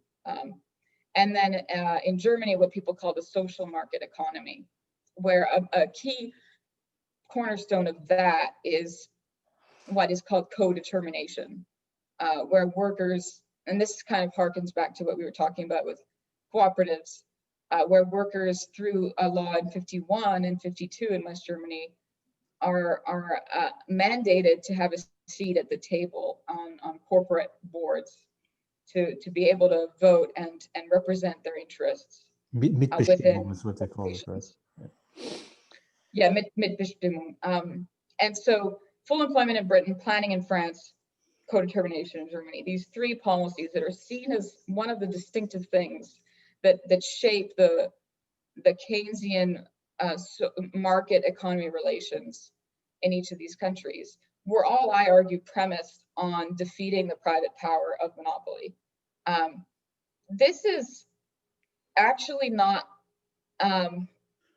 that surprising if first of all the sources cry out this really loudly. It's very clear, but it also makes intuitive sense, I think, if we stop to think about it. In Britain in particular, In fact, the first legislation about monopoly is the White Paper on Employment of 1944. The key there is it's about employment. That's the main topic. And the government was asked, the parliament was, well, in parliament, the head of the Board of Trade was under fire for the ways that the British government was still allowing monopolies in Britain and cartels to collude with German firms. And there was a demand for a monopoly legislation, a monopoly bill. And what the government decided to produce was this White Paper on Employment rather than a monopoly bill. And they said, we're going to include in that a clause of monopoly. And this White Paper on Employment is seen as the cornerstone or the blueprint for the full employment policy. And they simply say what is really intuitive, which is, look, monopolies are known for doing what? Restricting production. So if we have an economy that's built on monopolies that restrict production, how are we going to have full employment? We can't. So they identified monopoly and cartels and trusts as a fundamental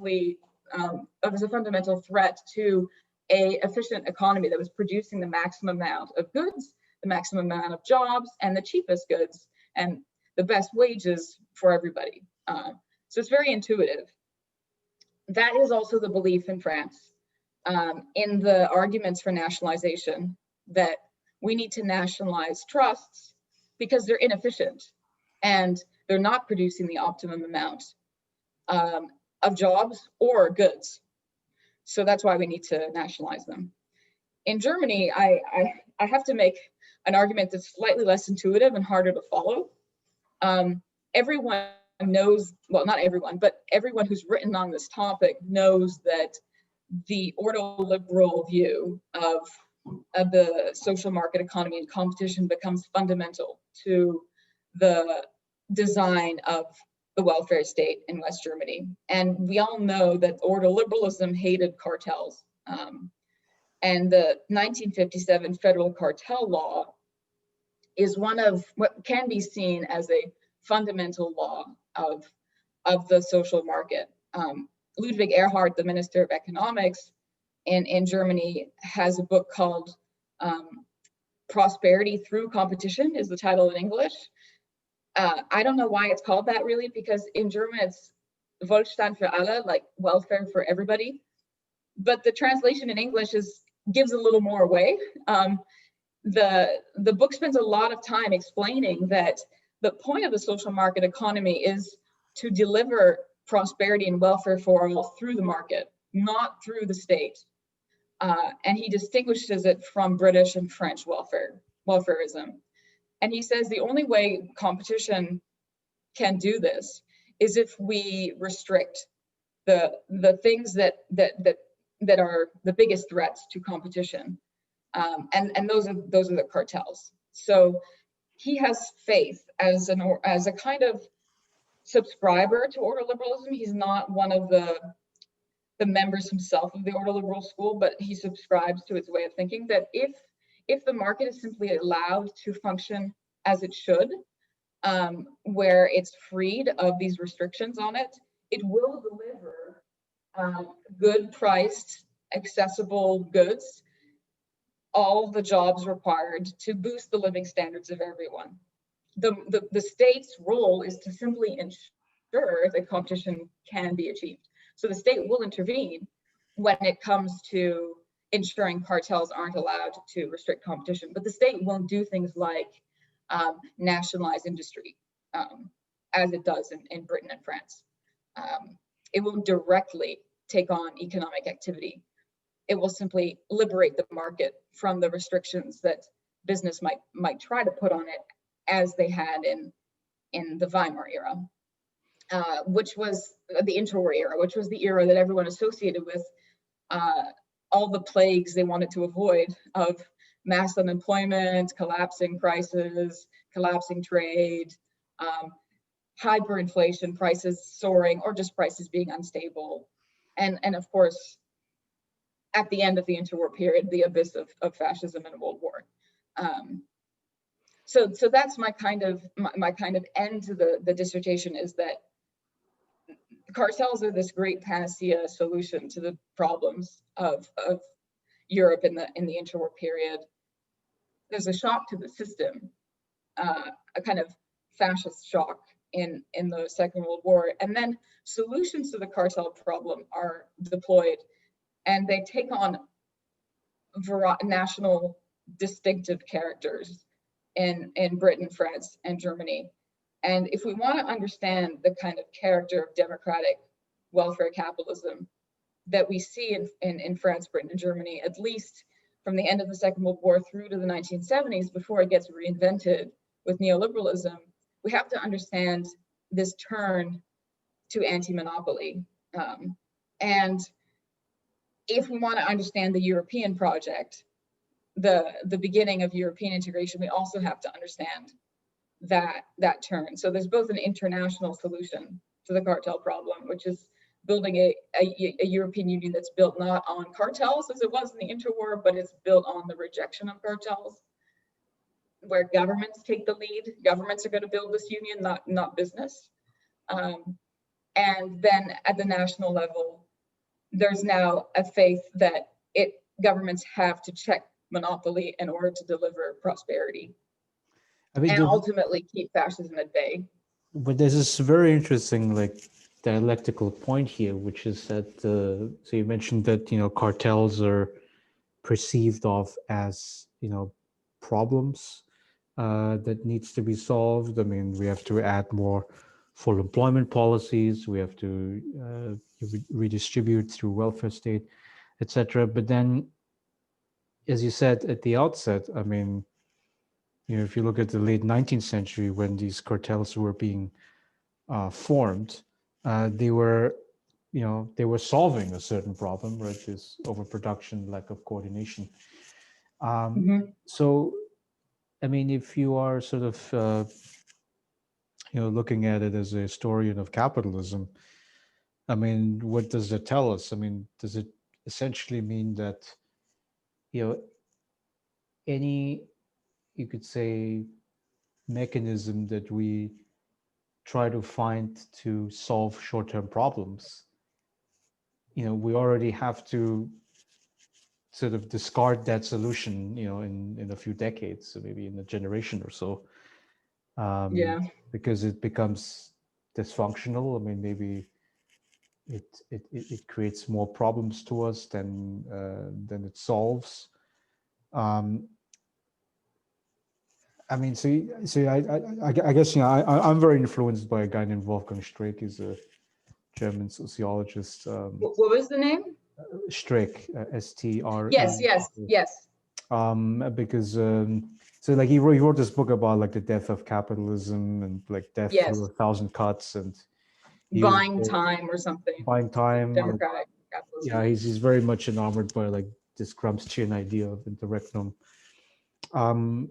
And yeah, so my sort of the way how I'm influenced by that is to similarly say that what we as a society, as collectives, as governments are really trying to figure out is what are the other sort of short-term fixes that we can find to our problems, whether it's about creating cartels or fighting against them, or whether it's about quantitative easing, right? Which of course we expanded even further now during COVID, and yeah. So it's do you see? You could say this cartel network as part of this broader narrative about capitalism only creates problems but not solutions, essentially. Yeah, a kind of cyclical solution, devising of solutions, where the solution becomes a problem, becomes a solution, becomes a problem. I think I would again say that I'm saying not that cartels were the solution from the 1870s through to the crisis of the interwar, but that they were perceived and promoted by people of the time as the solution. There's a nuance there, but it's a slight difference from saying that they were actually solving problems. Because there's a lot of evidence that the crisis that started in the 1870s, when one looks at it in a longue durée, isn't getting better. By the 30s, it's worse. And you mean they could have solved it in a different manner, but they didn't. Yeah, that maybe the cartels that were being formed weren't achieving the objectives that their advocates said they would. And there are economists who write in the 40s and 50s to that effect, that cartels delayed the recovery from the Great Depression. In fact, there are people writing that what we would think of as neoliberals now, or who were beginning to be neoliberals. So a name that I think needs more recognition in France, Jacques Rueff. He was a very important member of the Lippmann Colloquium, and he was a big opponent of cartels.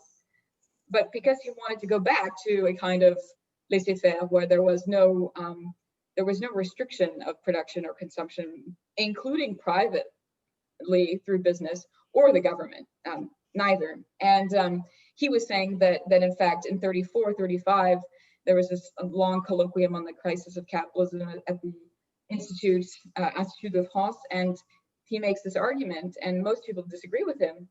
But Lionel Robbins at the LSE, who would end up being a big opponent of Hayek's after the Second World War, he was actually more of a kind of neoliberal before the Second World War. And it's funny, he has the reversed trajectory of many economists, where he's more on the right in the interwar period and turns more to the left towards Keynesianism after the Second World War. But he in 34, in his book, The Great Depression, blames cartels for creating sticky prices, essentially, creating rigidities in the economy, like trade unions, creating rigidities that made it harder for consumption and production to balance each other out, and for equilibrium to be reached.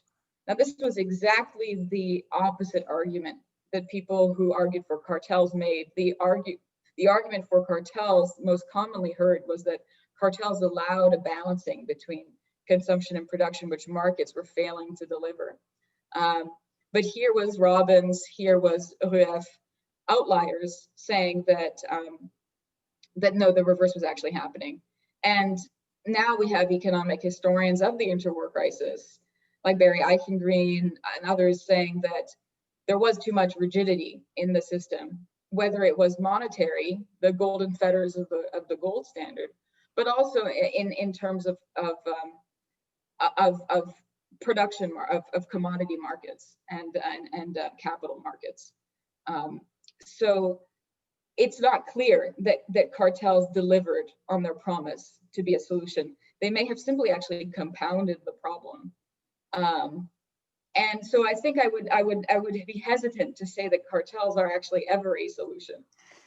But by the actors, I mean, I guess by the CEO. The actors certainly were convinced. And I think I have to nuance again what I'm saying. On the macro scale, it's clear that the cartels weren't really a solution. But if you're an individual businessman or an individual businesswoman and you're running a firm, that's a different picture. It's a different story. It may be the solution and it may work for the survival of your enterprise. It may make the difference between whether you sink or swim as your own enterprise, as your own venture. But whether it's going to allow the entire market to adjust, that's a different question. So it could allow for saving certain individual firms at the expense of the entire market. And I think that's what happens in the interwar period. It allows certain industries to survive. It allows especially European heavy industry to survive in a world that was now much more densely populated with more competitors than before the First World War. So heavy industry, coal and steel, these were having a lot of trouble in Europe. There was overproduction. They had excess capacity after the First World War. The war had caused an expansion in that capacity. So there was excess from that, but there was also excess because now they were facing competitors from Latin America, from parts of Asia that were able to undersell them in world markets. So there's simply now we're facing export markets that just didn't want as much British or even German steel. But the steel cartel, the international steel cartel of 26, that is mostly made up of 6 European member states, in fact, the same 6 member states that create the European coal and steel community, it allows for them to essentially survive and continue producing at a higher capacity than they would have otherwise. And thereby raise the domestic steel prices, right? Exactly. Yeah. So it does depend on what is the scale at which you're looking at. Is it the individual firm, the individual industry, or kind of the world market as a whole? I think one thing that I've begun to look at more with the lens you're suggesting, which is this lens of, is capitalism doomed to proposing solutions that then are actually the problem a few decades later, is more on the post-war side of things, looking at some of the solutions to the cartel problem, in particular nationalization policy. I've become very interested in nationalization policy as a form of antitrust policy. And there's a really great article I've taken an interest in by a Yale law professor called this, I think it's Nationalization and Privatization. And she looks at the cycle of nationalization and privatization. And it was interesting to me because reading all the primary material about nationalization in Britain and France right after the war, one of the main arguments for nationalization is that we want to nationalize monopoly industries because they're inefficient. And if we nationalize them, they will be more efficient, which is strange having grown up being a product of the 90s and early 2000s, when I first was paying attention when there was privatizing happening everywhere. And the main argument for it was that we'll make things more efficient, that government running things is really inefficient and the market should do it. Because that was actually the same argument that people were making at the end of the Second World War, but for the reverse policy. That's exactly the kind of cyclical thinking you're mentioning. And this professor at Yale Law School says, you know, this isn't unique to both of these two cases I'm thinking of, but just has happened again and again across the 20th century in so many cases. I mean, I think that is a fascinating case. I mean, the move towards like nationalizing industries. I mean, I would think it occurs only under special and exceptional circumstances. I mean, I grew up in Austria, and there was, I think, in 1945, so right at the end of World War II, Yes. when Austria was divided in the 4 zones, just like Germany, and the Austrian government of national unity, which was the conservative, the socialists, and the communists. One of the first laws that they passed when they constituted was to nationalize, you could say, heavy industry, like oil fields, refineries. But the reasoning that the Conservative Party used, wasn't about like whatever efficiency and things like that. It was the Soviet threat, right? Exactly. It was about keeping it out of the hands of the Soviet Union, right? Because whenever the 1/4 of the country was occupied by the Soviet Union, and then of course, and then if you go 50 years later, I mean, I would say starting around mid 1990s, Austria joined the European Union in 95. And then they basically promised to reduce the budget deficit because that was the main criteria for membership. And they said, well, the easiest way for us to do it was to privatize. There's OMV, which is the National Oil Corporation, was privatized, Austrian Airlines. So there were parts of the postal service. So so there was a push very broadly, but only under, you could say, perceptions of external duress. Now, I don't know Right. how much generalizable the Austrian case study here is, but I think it is. I mean, I think in the I'm actually writing my chapter right now on nationalization as antitrust policy. So it's mostly on Britain and France with this foil of West Germany, but I looked a little bit at Austria. And in the sense that all that, like you said, nationalization happens in only these exceptional circumstances, where there's always a political expedient to be gained from nationalization that tends to have to do with sovereignty. That the state is nationalization means that it's an affirmation of the sovereignty of the state. And it seems like often nationalization is a kind of first act of a sovereign state over its economy, whether it's post-colonial states that have just recently decolonized or states that are trying to affirm their independence, whether it's nationalization of the Suez Canal or like in in the case Iran, of, like Mossadegh, right, in the 50s. right, Companies. in Latin America, lots of these cases. And I think just traditionally nationalization in post-war Europe has not been seen in that way, as an act of sovereignty, unlike in post-colonial states. But if we think about it, it makes sense because there was just a some cases longer year war. Austria's, I think, the extreme case because it had been most directly taken up into the Nazi Empire through this Anschluss. It was directly absorbed into Germany. And there was the broadest form of German expropriation of its property. And the Allies, because of that, once it was liberated, its property, all these massive factories, and in a sense, the industrial heavyweights of the Austrian economy, on which the Austrian economy would have to rely to begin to recover and be independently sustainable and viable, it had to assert its own control over that in order to be a functioning political state before there was a real threat of the Allies taking over. Because under the rules that the Allies had agreed on, all property that had been German was liable to confiscation by the Allies in each of their zones.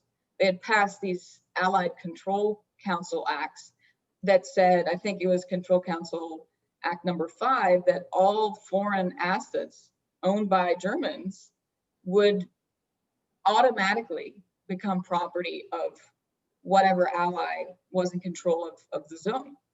So that would mean that all the property in the Austrian Soviet zone would go to the Soviets, and the Soviets were in control of the zone with the most valuable industrial property.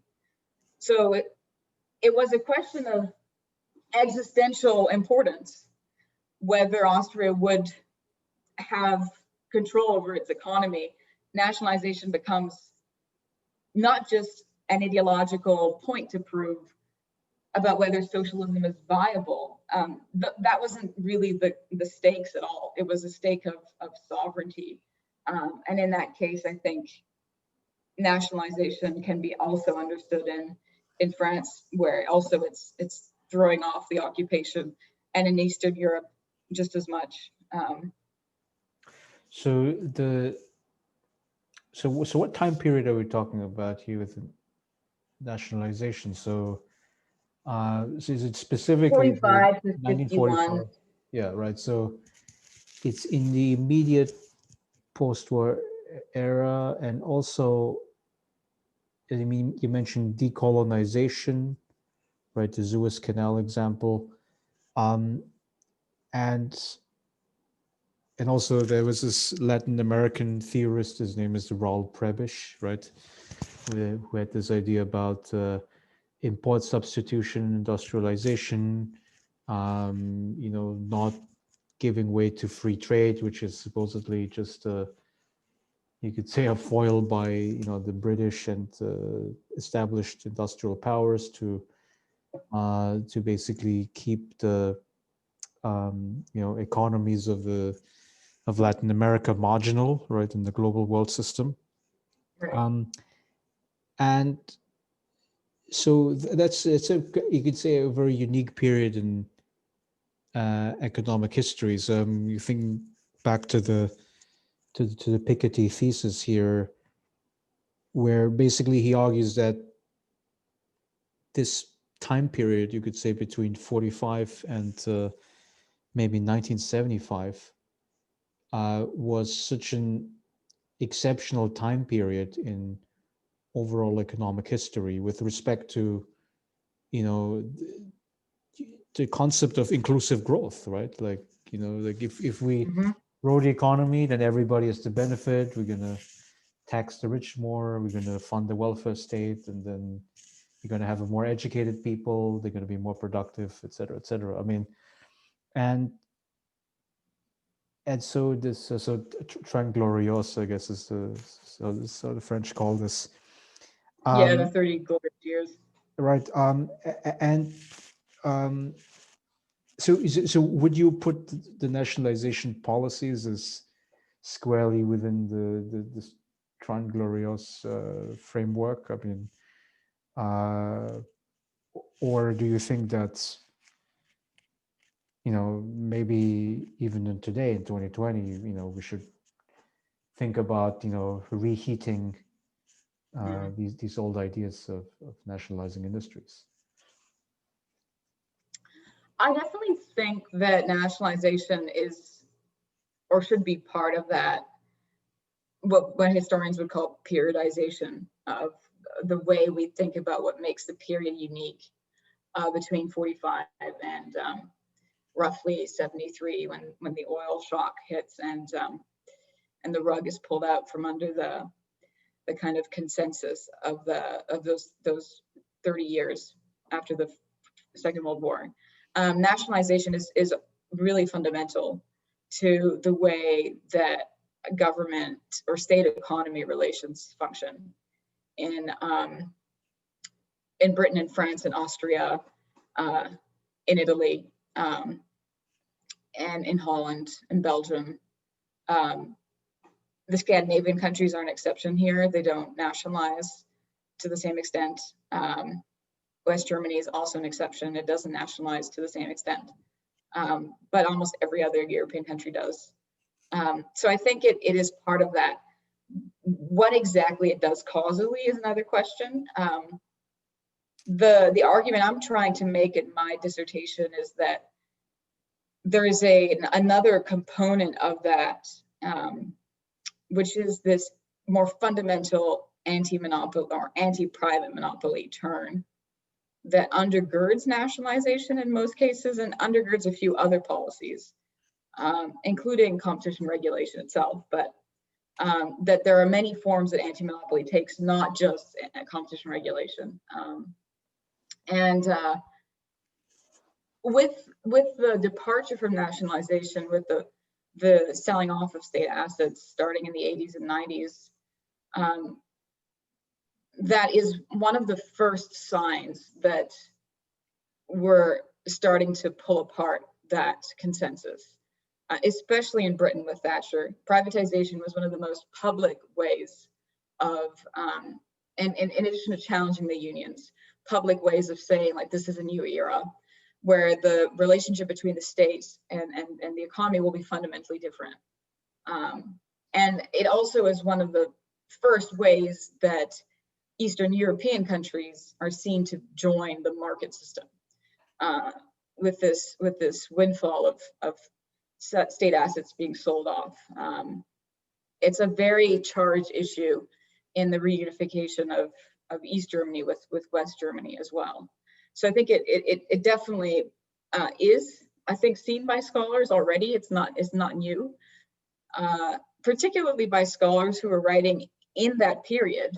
They were marked on nationalization. So the founders of what is seen as the Varieties of Capitalism school, people like Andrew Schoenfield, Stephen Cohen, who are the precursors of the varieties of capitalism school, that are most famously Peter Hall and David Soskisa at Harvard, who are political economists in political science, who typologize the different forms of capitalism in liberal market regimes and continental European regimes. What has been missed in all those typologies, and including in Pictet's book and in Streeck, in my opinion, is the monopoly piece. And I think that does go together with nationalization, but not only. So it's worth thinking about it as its own issue on its own, if that makes sense. In terms of nationalization and monopoly today, I think they are things that are coming back on the public radar, on the political agenda, particularly with COVID. Nationalization was, after 2008, suggested as a way, like instead of bailing out the banks, we could nationalize banks. Iceland is a notable example of that. So I don't think nationalization is dead. Nationalization was also suggested in certain European countries as a possible way of addressing some of the problems COVID was bringing up. Certain shortages, failing companies, should we renationalize certain airlines that are failing, and so forth. Yeah, I actually have an anecdote about this because when I was an undergrad student at UPenn, Sheila Bair, who is one of the regulators, I believe FDIC chairperson, right. during the 2008 crisis. So she came to a talk a few years back, 7 years ago. And I raised my hand in the Q&A, and because she gave a very good talk, like analyzing the constraints that she faced during the 2008 crisis, and what she could do as a technocrat to solve the banking crisis. And I just raised that point, like, what about nationalizing the banks? And now, I mean, you have to understand, like, she's sort of like a middle of the road Republican, right, by background. Mm-hmm. So, for her, that was like, eating kryptonite, I guess, not Yeah, the kiss of Satan, of the devil. Exactly. I'm saying this a bit cheekily, but I had a very similar experience in a seminar recently, where we had somebody from a think tank presenting a kind of white paper proposal for the new mutualist economy. I think it seemed connected to the Warren campaign. And it seemed to me like it was revisiting forms of cooperative enterprise to address, and it was being very clear about this, to address increasing inequality.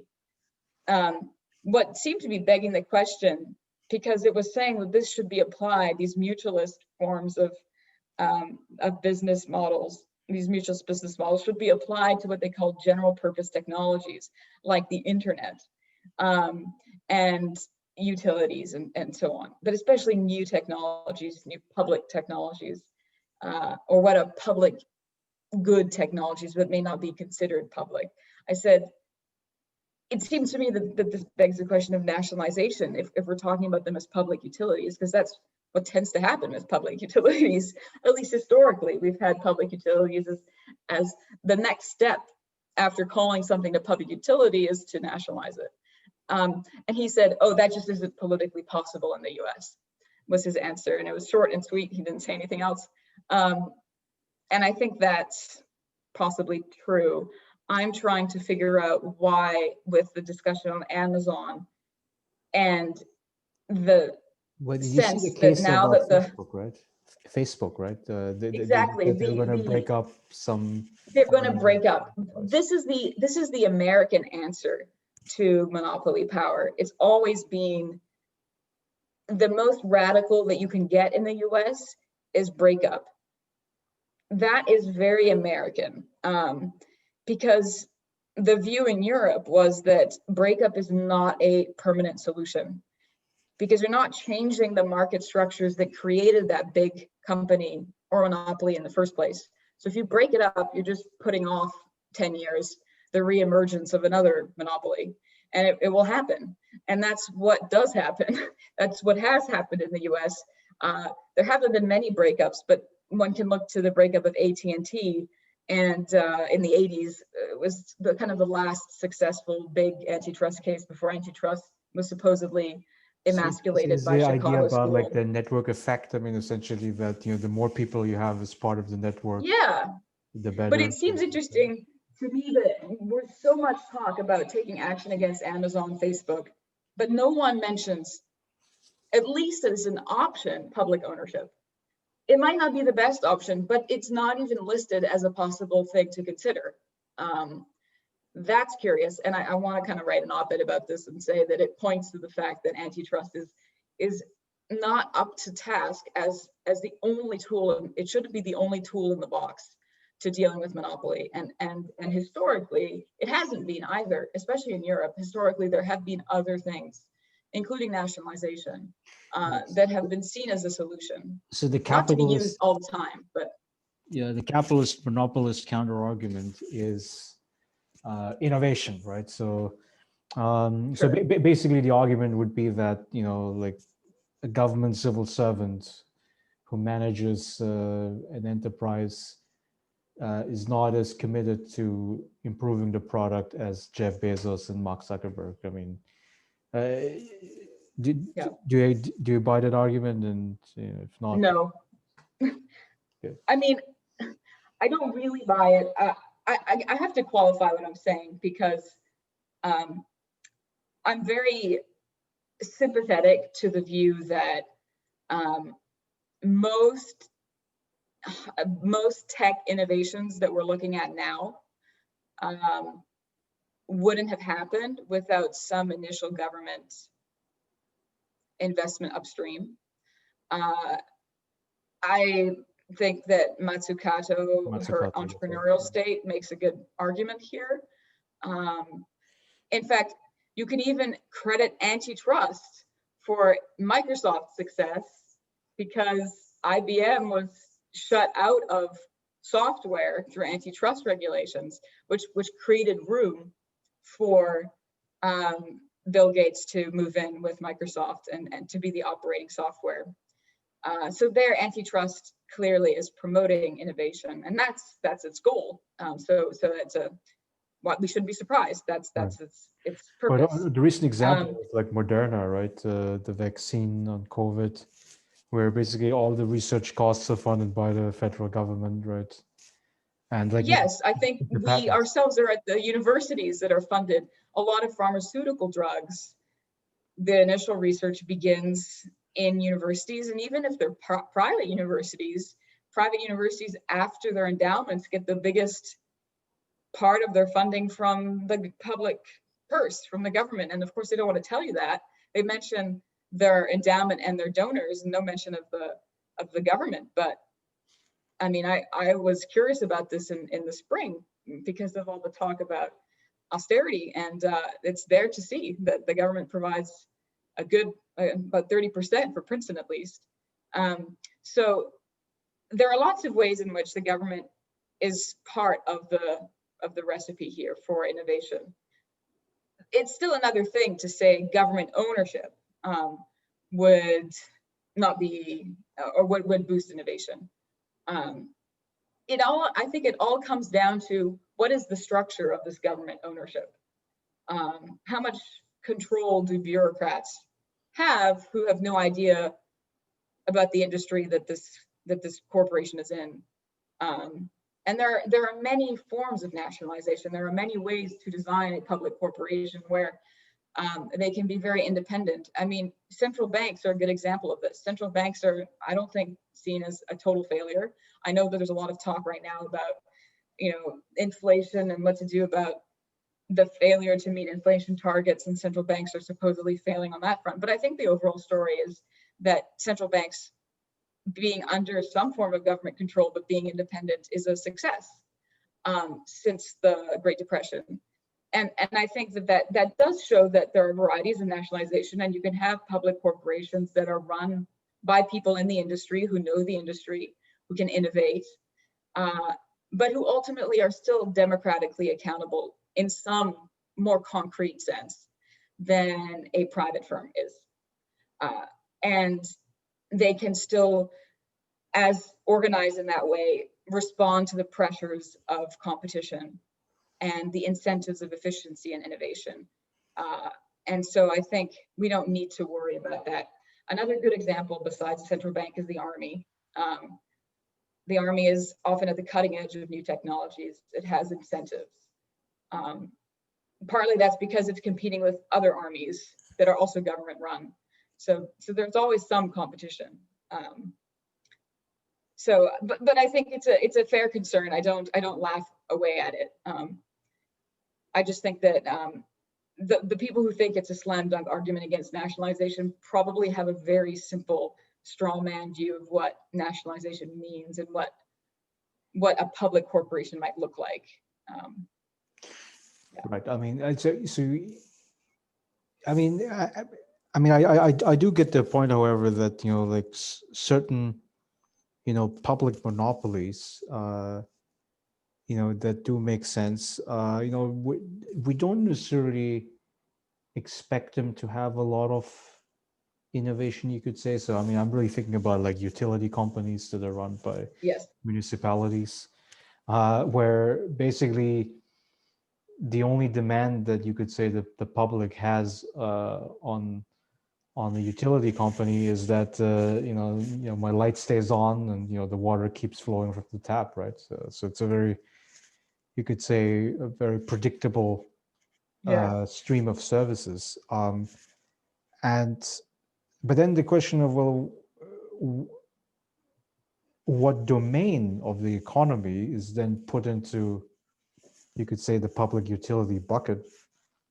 That I think is socially contested, and it could change over time. I mean, so this absolutely whole idea of like, okay, social media, I mean, like everybody kind of uses it, and it's a very, you could say, a very regularized product, because I want to make sure I can communicate with my friends, I can read their stuff, I can stay updated about the world, etc.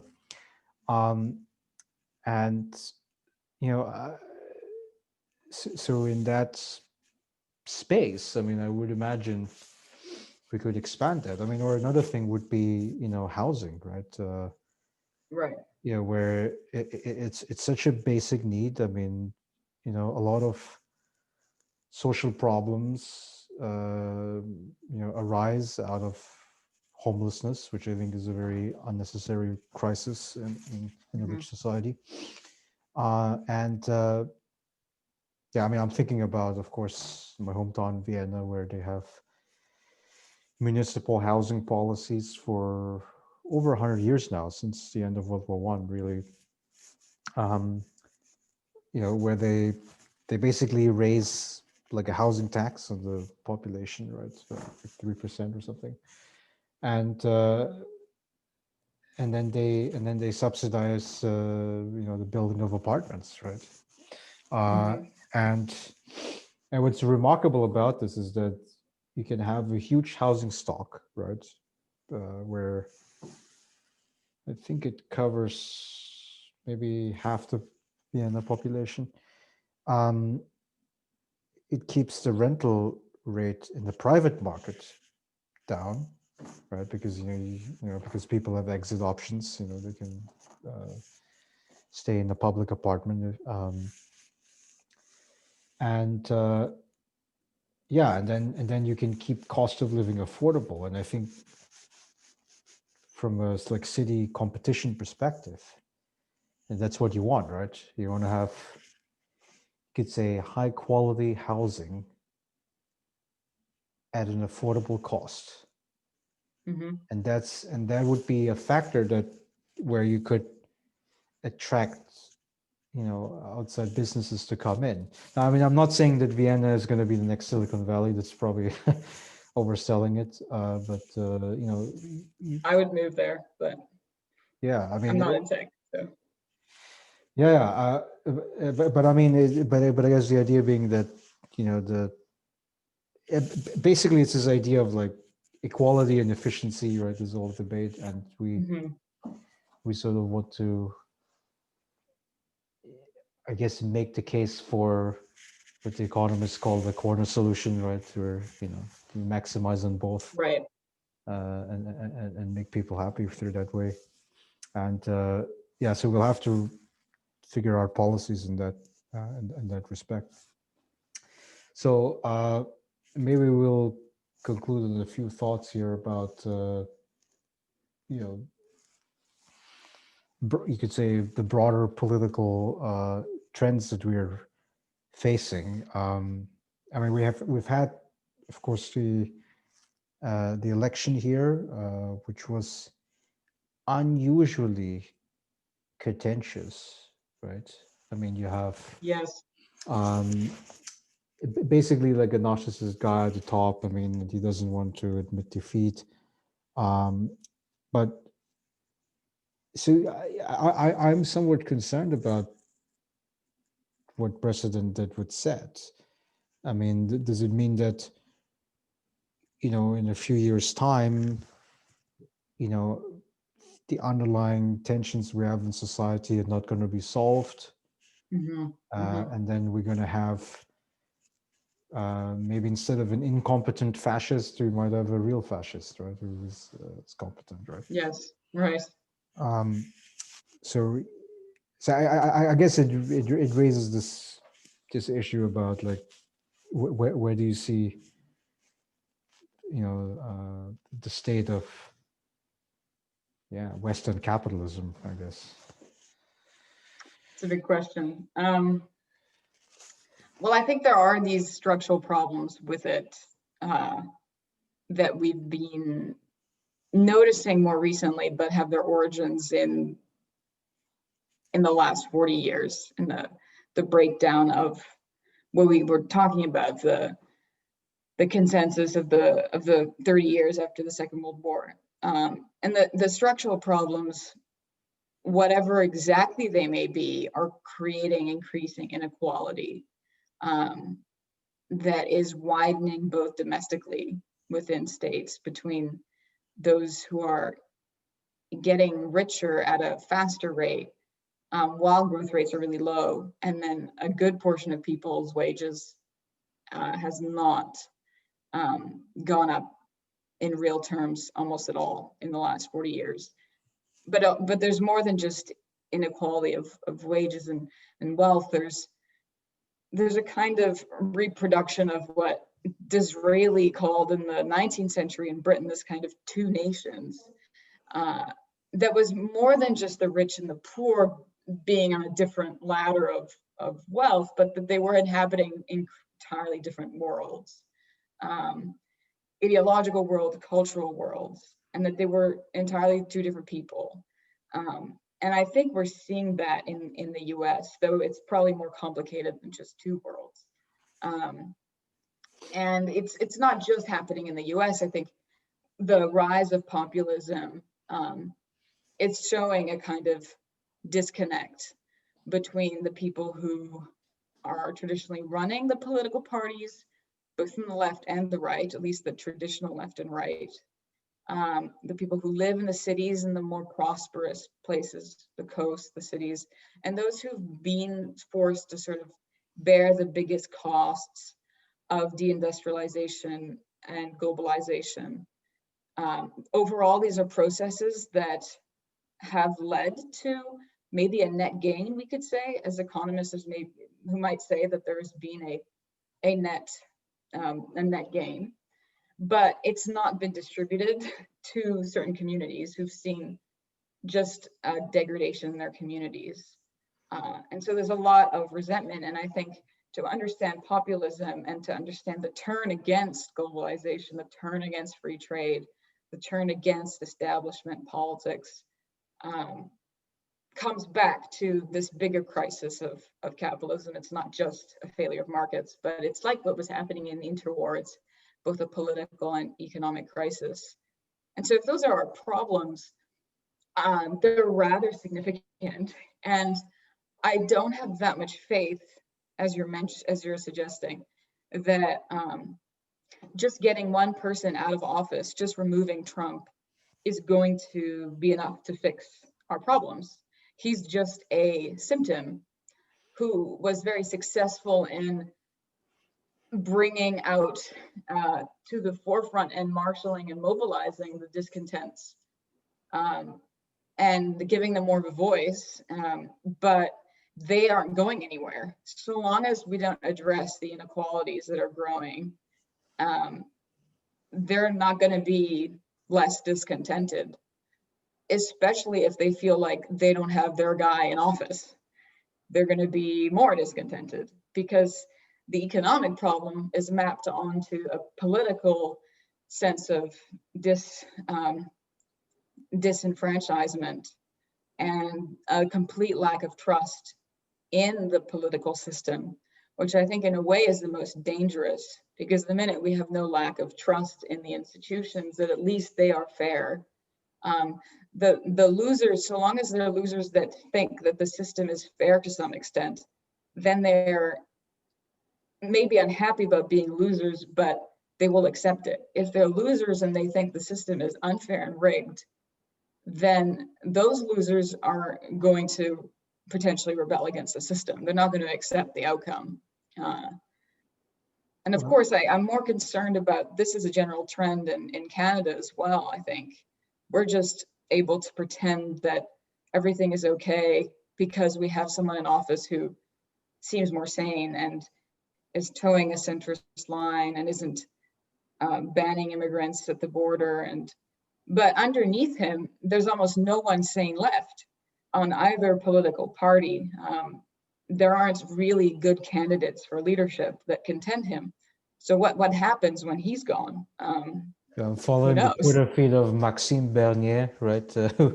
He's a total disaster. Like a right-wing guy in Quebec, I guess. A libertarian who's been running many times for the leadership of the Conservative Party, who is the opponent to the right of, similar to the British Conservative Party.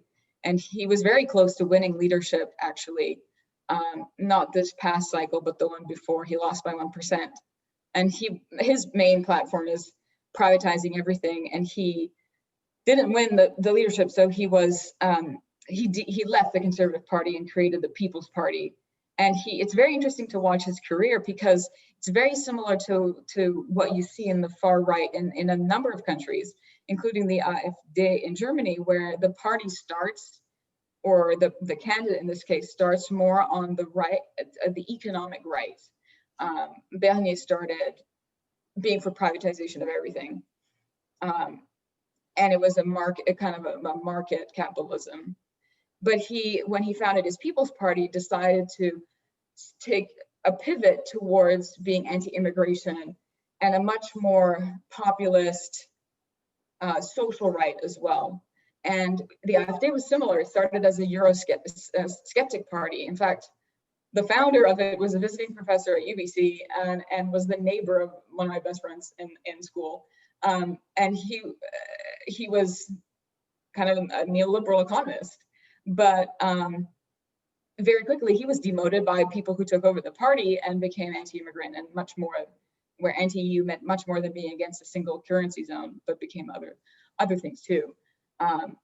So the threat in Canada might seem a little bit less imminent than it has been in the US, but I think it's there, just as it is in Europe.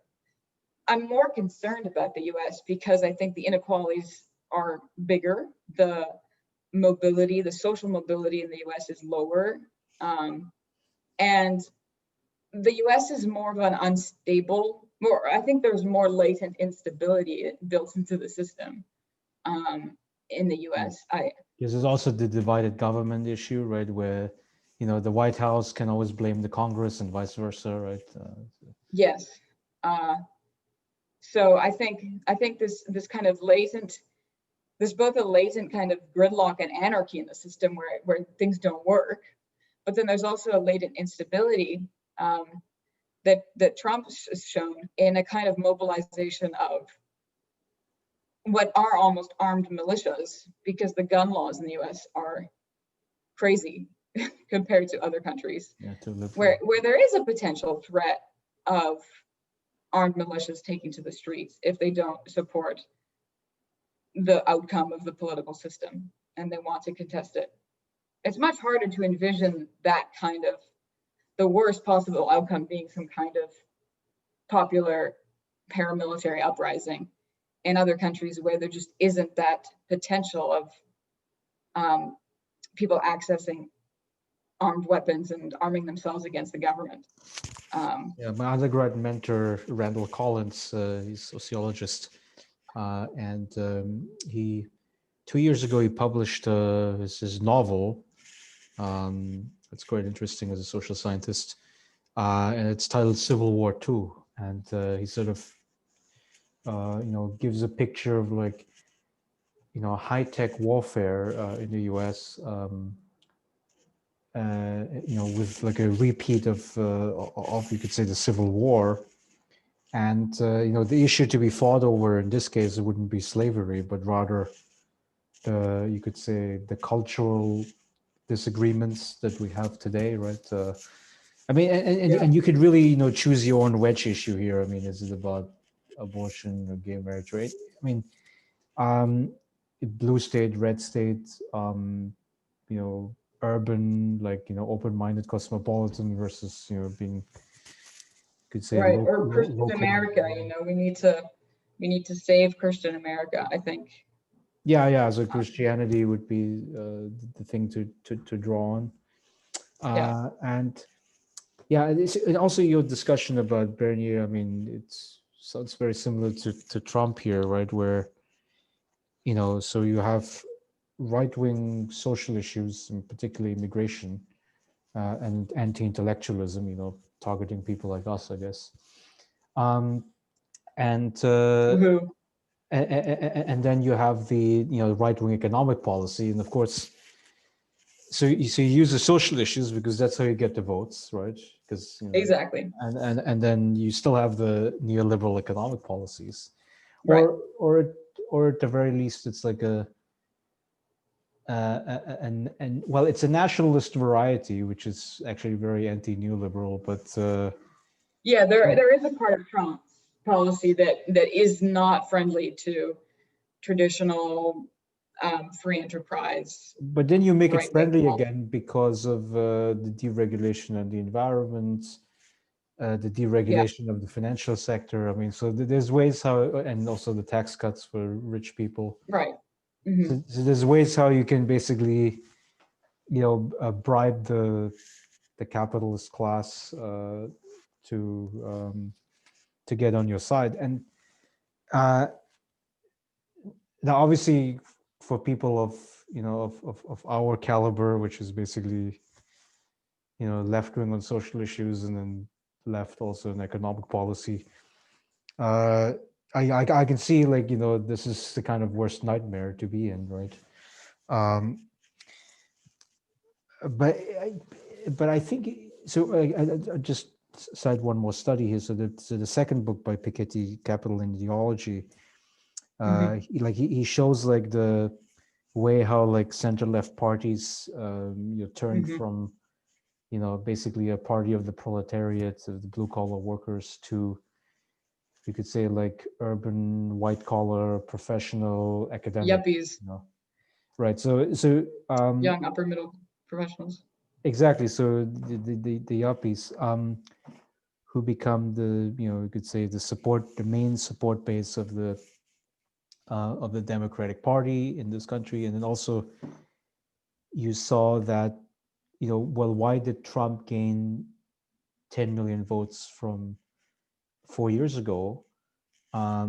You could see that the margins, I mean, among African Americans and among Latinos, yes, especially Latinos, right? To some extent Asians. I mean, it swung in the direction of Trump, and then the pro-Biden swing was basically white men, right? Which yes, you would associate with being pro-Trump. So So I guess the question that this would then raise is, what should the left do, right? Like how do we Right. fight back, right? I think that is the question, and it has been the question for a while. Since the 90s, really. And I think the solution is to aggressively recapture working class politics. And if the left abandons class, the politics of class, then it leaves that wide open for the taking to right-wing populist parties. And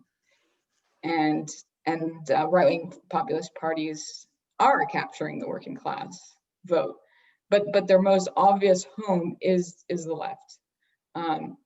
So that they're not voting for the left is a failure of the left. And I think the left has much of the blame to carry for this. But it's not just that they've gained supporters among the upper middle class professionals, big tech CEOs, people who want to appear that they're liberal and they're in favor of abolishing systemic racism or taking all this action to address the oppressions in our society, but they're willing to only take action that wouldn't change the economic system and the property relations we have. That's a kind of phony leftism in my view. If it's a leftism that believes that there can be structural change without changing any of the economic base that we It's live all in. about identity politics, right? So you have Sure. a few, people of color, Yeah, women. and it's not to say that the gains made in the 90s, 2000s on questions of oppression and discrimination based not just on class, but on these identity issues, whether it's gender and sexuality, whether it's race, were unimportant. But it's clear that it won't be enough to capture even people of color if you're not talking to them also as people who are being oppressed as lower class people, as working class people, and as workers who are in a system that has not served workers for a long time. And so I think that we need to recapture that language. It doesn't mean returning to necessarily exactly the way politics were talked about before any of the identity politics were spoken of. But I think you can keep that if you want. You don't necessarily have to evict all the people that have joined the left who do not belong to the working class. But if there's any tension, like if recovering the working class vote means coming across less friendly to big business, including maybe Silicon Valley, who wants to appear liberal but still wants business-friendly policies and wouldn't be friendly to, say, introducing new taxes on big tech, I think there are going to be those conflicts and tensions. And when they come, the working class vote needs to be prioritized, because it's proving to be what is really the Achilles heel of the left's failure here, and what has given an opening to a populist resurgence. And I think it's naive to think that there won't be some tensions between recovering the working class and having to be more aggressively critical of the elites and of corporate capitalism. I think it is also clear that shouldn't necessarily, the Trump vote, the success of the Trump vote shows that being critical of things like the way globalization has hurt workers doesn't have to be something that kills your candidacy. People, I think, have thought that if you start coming across that way, you'll be branded as socialist and disqualified. I think it's probably easier in the US for a Republican to be critical of globalization, because it's harder for people to then make the jump that, oh, they must be socialist, because they can't be socialist, they're Republican, so that's not even considered. if you were to say the same things Trump did, but as a Democrat, you might be more open to the charge of being socialist. But I think it's a sign that people are ready. People are ready for that kind of, both that kind of rhetoric, maybe the policies, we don't know yet, because Trump was more about criticizing things and really taking rigorous action against big business and so on. It's true he took some rigorous action that might have been foolhardy in terms of trade wars. But yes, I think that's the path forward for the left, to recapture the working class and continue building forward on these new platforms. In particular, I actually would think in particular energy, environmentalism. But right. I mean, the issue would be to find, a good narrative. I mean, and this is something that's right. Like it's very counterintuitive to people of our kind, which is like the intellectuals, because we prize ourselves with being wonks, being experts of. It's intuitive to the historian, though, that we need a new narrative. Yeah, but right. I mean, but if you're sort of, if your views are not swayed by Excel spreadsheets, you could say, but rather by. No, I'm easily convinced that narratives. that in a way, what has happened is that with the collapse of the Soviet Union, the narrative war has been lost. That the left has lost the ability to offer a kind of holistic narrative, a political narrative. Yeah. So. And it's always been since the 90s on the defensive, trying to defend that, oh, we can be fiscally responsible, we can be competent, we can run things. We're not so anti-capitalist. They're constantly trying to prove themselves worthy of being in government, and worthy of having something to offer. And I think worthy that to is the investor class, you mean, to the capitalists? Yes, exactly. And I think that is a sign of both the times, but also a sign of not really being sure who they are, not really being sure what it is they are actually positively offering, not just what they're against. So I remember like the third way, like the Tony Blair narrative. Sure, right? exactly. He uses the language of like modernization, right? Along with Anthony Giddens, who's one of the third way intellectuals. And I mean, if you just look at the surface of it, it sounds nice, who's against modernization? But then if you examine the exact policies, it's basically, Thatcherism light, right? It's like it's a combination of neoliberal policy, and that to me sounds like not a very good way of going about it. I think. So there's another point that I wanted to make here, which is that, so you talk about the importance of, like, pro working class narrative here, but I mean, isn't the concern with automation that we have, I mean, of the workplace, I mean, that you could say this idea of like, I'm going to have a stable working class identity, right? Is not feasible. I mean, this whole idea of like, my life is, I think Zygmunt Bauman uses the metaphor like liquid society, he calls it, right?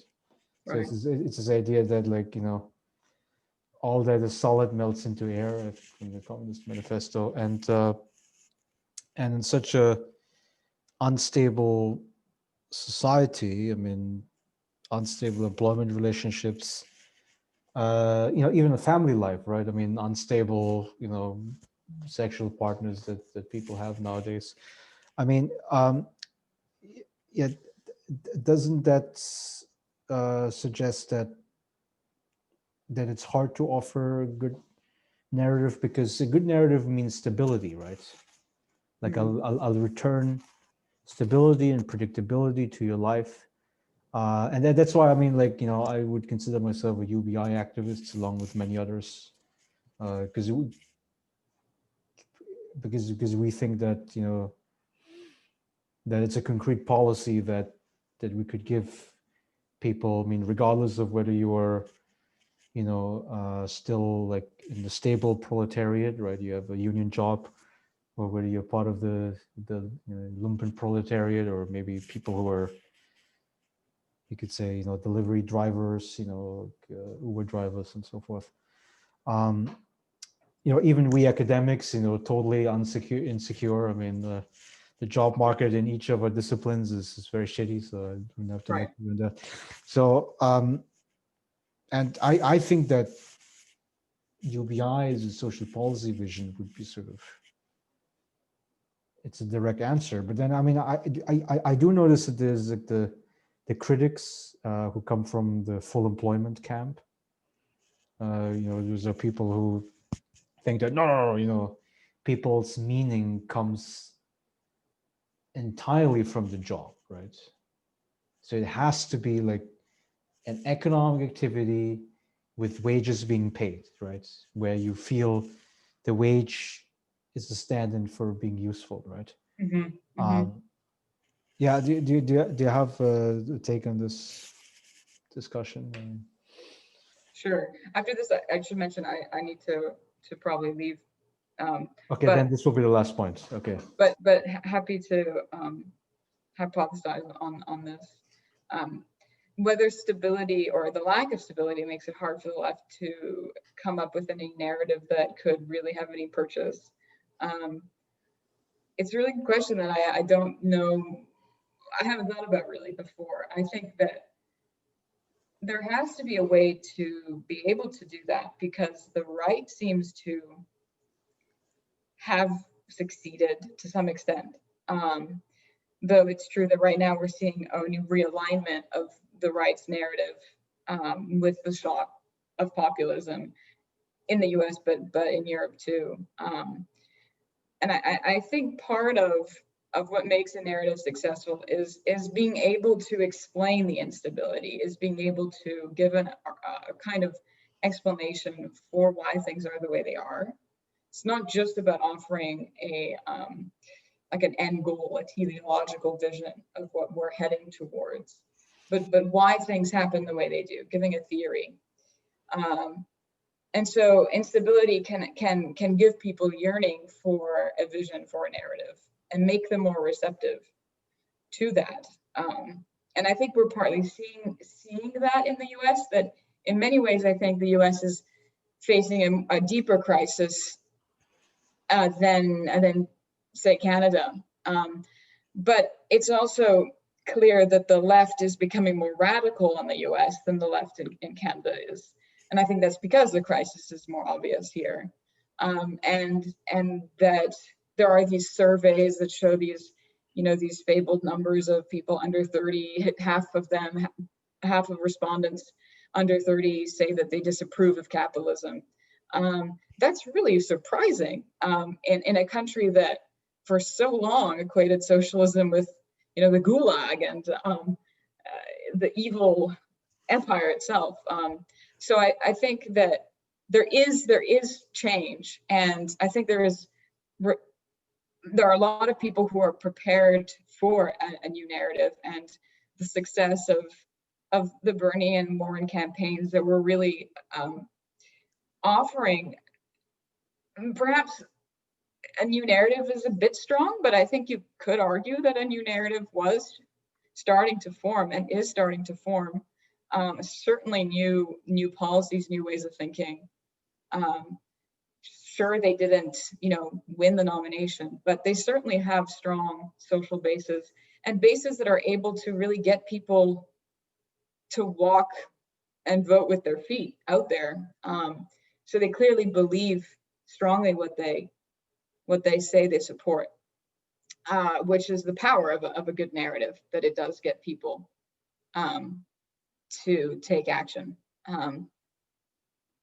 In terms of UBI, I don't know exactly what I think. I think UBI is one of those solutions that fixes a broken, it patches a broken system, a hole in a broken system, but it doesn't quite address the problem of why don't we have enough good jobs for people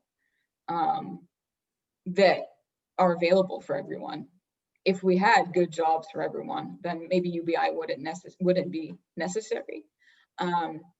But that being said, I think UBI could be one of the things we would use towards that goal of getting good jobs for everybody, because it would change the incentives. If you're an employer and now you're in a world where there's UBI or there's a market with UBI, you know that you have to offer a good enough job to a potential worker, because if it's really crappy, if the wage is really low and the conditions are so bad, people know they can make more money just sitting on their couch at home.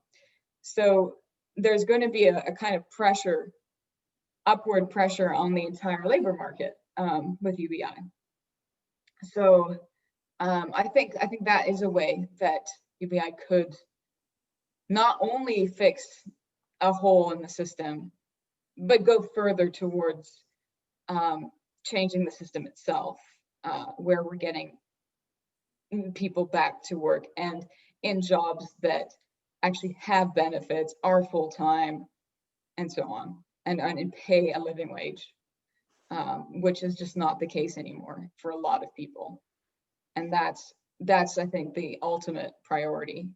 Yeah, I mean, and I would say that in defense of UBI here is that, of course you can design it in a very right-wing direction, right? Which, like Charles Friedman and Murray, Thatcher supported yeah, it. exactly. Then the poorest people will still be worse off. I think, we need a balanced approach. I think UBI is part of the whole social policy package, which includes Yeah, I would agree. investments in public education, nurseries, and public healthcare and all these other things.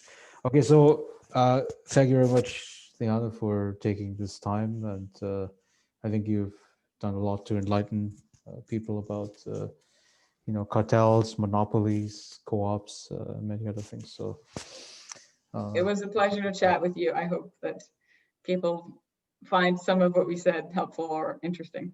Yeah, so